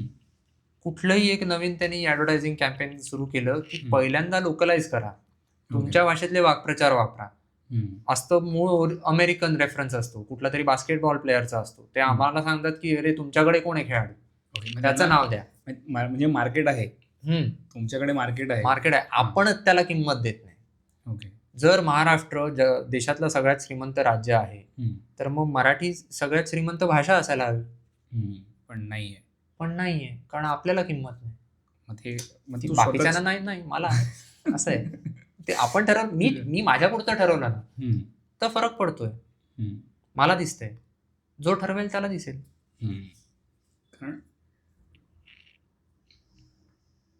तू हे साधं बघ, तू मला म्हणालायस की माझी भाषा चांगली, माझ्या दृष्टीने माझी भाषा किमान जितकी असायला हवी तितकी आहे. हे किती दुर्दैव आहे की माझी भाषा किमान जितकी असायला हवी हा माझा USP आहे. तो काय, तो माझे चांगलं आहे म्हणून नाही, बाकीच्यांची खराब आहे म्हणून आहे. हो ना, माझी काही ग्रेट नाही आहे. माझ्यापेक्षा कितीतरी लोक मला माहित आहेत ज्यांचे मस्त आहे भाषा, जे माझी लाच काढतील, तुझी भाषा हॅड असं म्हणतील. ते मला माझ्या पुरतं माहित आहे. माझ्याहून वाईट भाषा असणारे लोक आहेत, हे वाईट आहे. असं आहे. पण तुझा जो मुद्दा होता की लोकांना त्याचा फायदा दिसून आला तरच ती लोक करतील. हा, फायदा आहे त्यात. मी म्हटलं जसं संभाषण कौशल्य. एक तर पहिलं हे आहे की तुला कुठलीही संकल्पना व्यवस्थित कळते. कारण आता बघ जे तू चायनीज आणि जॅपनीज कंपन्यांचं उदाहरण दिलंस. जर सगळेजण स्वतःची भाषा वापरायला लागले, मातृभाषा वापरायला लागले, तर कळतील गोष्टी. हा, त्यांना कन्सेप्ट कळतात ना, कन्सेप्ट कळतात, म्हणून ते त्याच्यावरती काम करू शकते. तिकडे संशोधन जास्त होतं आपल्यापेक्षा. हा, ते आता आहे खूप मोठ्या पातळीवरचं झालं की सगळ्यांनी ते करायला हवं वगैरे वगैरे. वैयक्तिक पातळीवर आता मला आपल्या माहितीत एक आहे आपल्या ओळखीचं, मी नाव नाही घेत, पण त्याने मला सांगितलं होतं की मला पटतंय, मी इंग्लिश मीडियममध्ये शिकलोय, पण मला पटतंय की माझं नुकसान झालं इंग्लिशमध्ये शिकून. मी स्वतःहून प्रयत्नपूर्वक मी घरी मराठीत शिकत राहिलो. ओके, आपल्याच वयाचा आहे, त्याचं मराठी छान आहे. मला तोही एक प्रश्न पडतो की जेव्हा आपण म्हणतो त्याचं मराठी वाईट आहे, त्याचं मराठी छान आहे, ते व्याकरणदृष्ट्या बरोबर आहे की नाही? पण मराठी ही भाषा आहे, भाषा स्त्रीलिंगी आहे. आपण त्याचं कशावरनं म्हणतो? त्याचं मराठीत बोलणं, त्याचं मराठी वापरणं, काय अभिप्रेत काय आहे ते माहितीच नाही. आपण असेच वापरतोय. डोळसपणे भाषा पण वापरायला हवी, कारण ती जेवढी डोळसपणे वापरू तितकं आपल्याला कळेल की आपण काय बोलतोय, आपण काय ऐकतोय, वाचतोय. डोळसपणे म्हणजे कॉन्शियसली होतं. मग आपण सतत सावध राहून चुकीचा शब्द वापरत होतो. असं काय नाही, सावध आणि कॉन्शियसली मध्ये फरक हा आहे. सावध उलट जास्त बरोबर आहे. सावधपणे जास्त बरोबर आहे, कारण अलर्ट, सावध म्हणजे अलर्ट होतो, अलर्ट राहून. पण समानार्थी आहे ती कार्ती. तू कुठल्या अनुषंगाने वापरतोयस त्याने फरक पडतो. डोळसपणे म्हणजे तू अलर्ट आणि कॉन्शियस वेगळे आहेत ना. कारण अलर्ट म्हणजे फारच एकदम सावधान स्थितीत आहे. आणि तू सावधान म्हणतोयस ते कशावरनं आले? सावधवरनं झालं. कॉन्शियस म्हणजे तू शुद्धीत आहेस. हा, पण दोघांचा अर्थ एकच आहे शेवटी अभिप्रेत, की तुझं लक्ष एका गोष्टीवर एकाग्र तू केलेलं आहेस. तुझं लक्ष त्या गोष्टीने वेधलेलं आहे आणि ते तू ओके, तू बोलतो वापरू शकतो डोळ्यासाठी सावधी. हो हो हो. हा तोच झाला. हा तू विचार केलास ना यावर की बरोबर आहे की नाही असं करणं आणि कसं करणं. ते जर आपण करायला लागलो, त्यात आणखीन आपण खल करायला लागलो, आपलाच फायदा आहे. बरोबर. ज्यांना दिसत नाही, ज्यांना वाटतं काय टाइम वेस्ट आहे, फक्त 5 प्रोग्रामिंग भाषाच आहेत त्यानंतर टिकणार आहेत, आता काही अर्थ नाही. ते तू त्यांचं मत आहे ते. कदाचित ते बरोबर ठरतील, कोणाच ठाऊक. आपल्याला वाटतं ते आपण लावून धरायचं. कारण मला एक प्रश्न ह्याच्या आपण म्हणतात की भाषेच्या काथ्या कूट पाडतायत किंवा काही लोक काय करतात, पण अशा किती भाषा होत्या ज्या आता टिकल्या आहेत. म्हणजे जसं पाली वगैरे होत्या, वापरत नाही ना आता लोक. की भाषेचा अभिमान असला पाहिजे किंवा हे मुद्दे. अभिमान बाळगा, म्हणजे तुम्ही काय फेटे लावाल, गॉगल लावाल आणि बुलेटवर बसाल गुढीपाडव्याला, तो मुद्दा नाही. आणि हॅशटॅग तू आता रोमन लिपीतल्या. तुझा जो मुद्दा आहे की भाषा ठीक आहे, भाषा आली पाहिजे, तो बरोबर आहे की तू जे काय वापरतेस ते बरोबर वापर. काय प्रश्न पडलाय? मला प्रश्न असा पडला की तू जे मगाशी म्हणालास ना की 5 प्रोग्रामिंग भाषा आहेत, त्याच ठिकाणात असं काही असं म्हणणारे लोक आहेत, त्यामुळे भाषांना किंमत देऊ नका. Natural language. प्रश्न आहे की पुढे ह्या भाषा राहणार आहेत का किंवा काय आपल्यावर आहे. की कोणती भाषा टिकेल. कारण आता जसं म्हणलं की जर स्टेम मध्ये नाहीच आहेत लोकल भाषा आणि सगळीकडे इंग्लिश मिडियमची शाळा जात आहेत, नुसतं मराठी नाही ओव्हरऑल भारतामध्ये, मग हळूहळू त्याचं प्रमाण कमी होत आहे. मला वाटतं जेव्हा अमेरिकन लोक काहीतरी करतील, इथली कोणतरी भाषा उचलून धरतील, तेव्हा आपले लोक म्हणतील हा शिकायला पाहिजे किंवा काय करायला पाहिजे. भाषा हा संस्कृतीचा आरसा असतो. तुझ्या संस्कृतीमध्ये कशा प्रकारचे विचार प्रचलित आहेत ते तुझ्या भाषेच्या साहित्यात उतरतात. बरोबर. तू जी भाषा निवडतोस, तू म्हणशील की मी मराठी नाही, मी इंग्लिश भाषेत शिकणार. इंग्लिश भाषेत जे प्रचलित विचार आहेत, ते आपण मागे डिस्कस, जी मूल्य आहेत, ती तुझ्या मनावर पेरली जाणार. तू म्हणशील मी डोळसपणे वाचतोय, मला अक्कल आहे. तू 6 वर्षाचा आहेस, तुला तेव्हा एबीसीडी शिकवलं जातं. तुला काय अक्कल आहे तुला? तू 6 सोड, तू 60 वर्षाचा असताना सुद्धा तू प्रोपगंडाला बळी पडू शकतोस. तुला आणि मला नाही माहिती की आपण आपल्याला ज्या गोष्टी खऱ्या वाटतात, बरोबर, त्यातल्या किती खऱ्या आहेत. कारण आपल्याला ज्या बातम्या येतात त्या बातम्या पण ठरवणारा कोणतरी माणूस असतो की ही बातमी मला रिलीज करायची आणि ही बातमी मला रिलीज नाही करायची. म्हणजे आपल्याला अर्धीच इन्फॉर्मेशन असते. ते म्हणतात की अर्धवट माहिती ही खूप वाईट गोष्ट आहे. म्हणजे प्रत्येक माहिती अर्धवट असते. मग प्रत्येक अर्धवट आहे. आणि बातमी तर हा एक भाग झाला. आपण कुठल्या तरी एका ठराविक विचाराकडे झुकलेलो आहोत वा त्याकडे आपला कल आहे. आपल्याला कल असणं हा एक भाग झाला आणि पूर्ण पार त्यात झोकून देणं विचारात आणि की हाच विचार एक खरा विचार आहे आणि बाकी सगळे फालतू आहेत. तर तसे करणारे कितीतरी असतात. आपण आपल्या नकळत आपण असा विचार काही बाबतीत तरी करत असूच की नाही या बाबतीत हेच बरोबर आहे, दुसरा कुठलाच अँगल दुसरा कुठलाच विचार मी समजून घेणार नाही, बघणार नाही. करेक्ट. म्हणजे कारण आपलं ते झालंय रिजिड थोडंसं. हा, ते आपल्याला जर माहिती नसेल तर अशा वेळेला तू कोणती भाषा वापरतोस ते महत्वाचं ठरतं. तू प्रोग्रामिंग लँग्वेज वापरून हे सगळे विचार मनावर घेत नाही. तू म्हणजे तुला नाही म्हणते ना, मी म्हणतोय की आपण लोक म्हणतात फक्त प्रोग्रामिंग लँग्वेजेस राहणार, पण ती जस्ट एक म्हण आहे की त्यांचं महत्व वाढत जाणार इतकं की ते आपल्या नॅचरल लँग्वेज पेक्षा तुम्ही एक वेळ तुम्हाला स्वतःची भाषा व्यवस्थित येत असो नसो पण तुम्हाला प्रोग्रामिंग लँग्वेज नीट आली पाहिजे असं तो म्हणण्याचा अर्थ आहे अभिप्रेत. ओके, हा. कारण पण ते जे म्हणतात त्यांचं तसं म्हणणं आहे. आपण त्या मताशी सहमत असायला हवं असं नाही. ओके. आपण जी भाषा जर तुला हवं आहे की तुझ्या संस्कृतीतली जी चांगली मूल्य आहेत ती टिकून राहावीत. पण मला वाटते की मग तुला एआयला नीट फीड करावं लागेल. कारण आता मी मध्येच श्याम सर माझ्याच पॉडकास्टमध्ये तो बोलत होता कुशल की समज 10-15 वर्षांनी आता एआय नुसते इथे ट्रान्सलेट करतोय, नंतर तो व्हॉइस ट्रान्सलेट करायला लागला तर प्रत्येक जण हेच करेल, म्हणजे ते एका वापरेल आणि मग मारामारीत नाहीत. ते एका अर्थी मराठीत बोलून त्याला मध्ये गेलो. ते एका अर्थी खूप चांगलं आहे कारण दुभाषाची भाषा मरते. त्यानंतर काय अजूनही असंच आहे की ज्याला जास्त भाषा शिकण्याची हौस आहे तो शिकतो. बरोबर. हो, असं कोणालाच जाऊन सांगत नाही तू भाषा शिकलेच पाहिजेस, दुसरी भाषा शिकायलाच हवंस. लोक काय परीक्षेपुरतं काहीतरी करतात. हा, कारण ती काय म्हणतात यार, तो माझा एक मित्र होता, त्याला यायचं 7-8 भाषा येतात त्याला, पॉलिग्लॉट म्हणतात त्यांना. मग मला विचारलं की मला एवढ्या नाही शिकायच्या आहेत. हा, ठीक आहे, कारण वेळ नाही आपल्याकडे. बरोबर. कारण तू तेवढा तुला वेळ द्यावा लागतो त्या भाषेसाठी. एखादी गोष्ट शिकायला तुला तेवढा वेळ द्यावा लागणार त्या गोष्टीसाठी. बरोबर. तुला ती गोष्टच आवडत नसेल, त्यामुळे ते एआय जे होतंय त्याच्यात प्रगती उत्तम आहे, काहीच हरकत नाही, व्हायलाच हवी.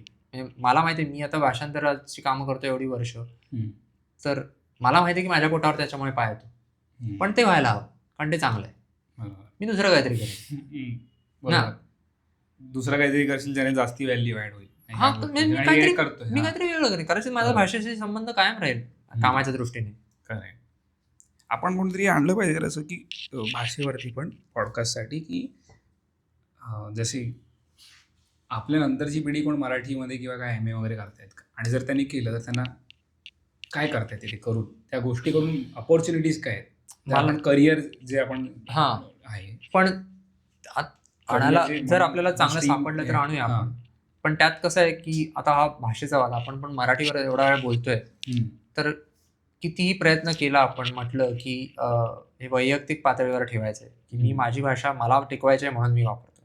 लोकांना त्यांची मराठी कशी टिकवायची तो त्यांचा प्रश्न आहे. माझी मराठी मला अशी टिकवायची आहे, हा माझा आग्रह आहे, म्हणून मी वापरत राहणार. एक मला सांग, आता एक भाषा सक्तीचा काहीतरी आता मध्ये नियम आला होता बघ, काहीतरी करणार होते की रिक्षावाले कालपासून चालू झालंय.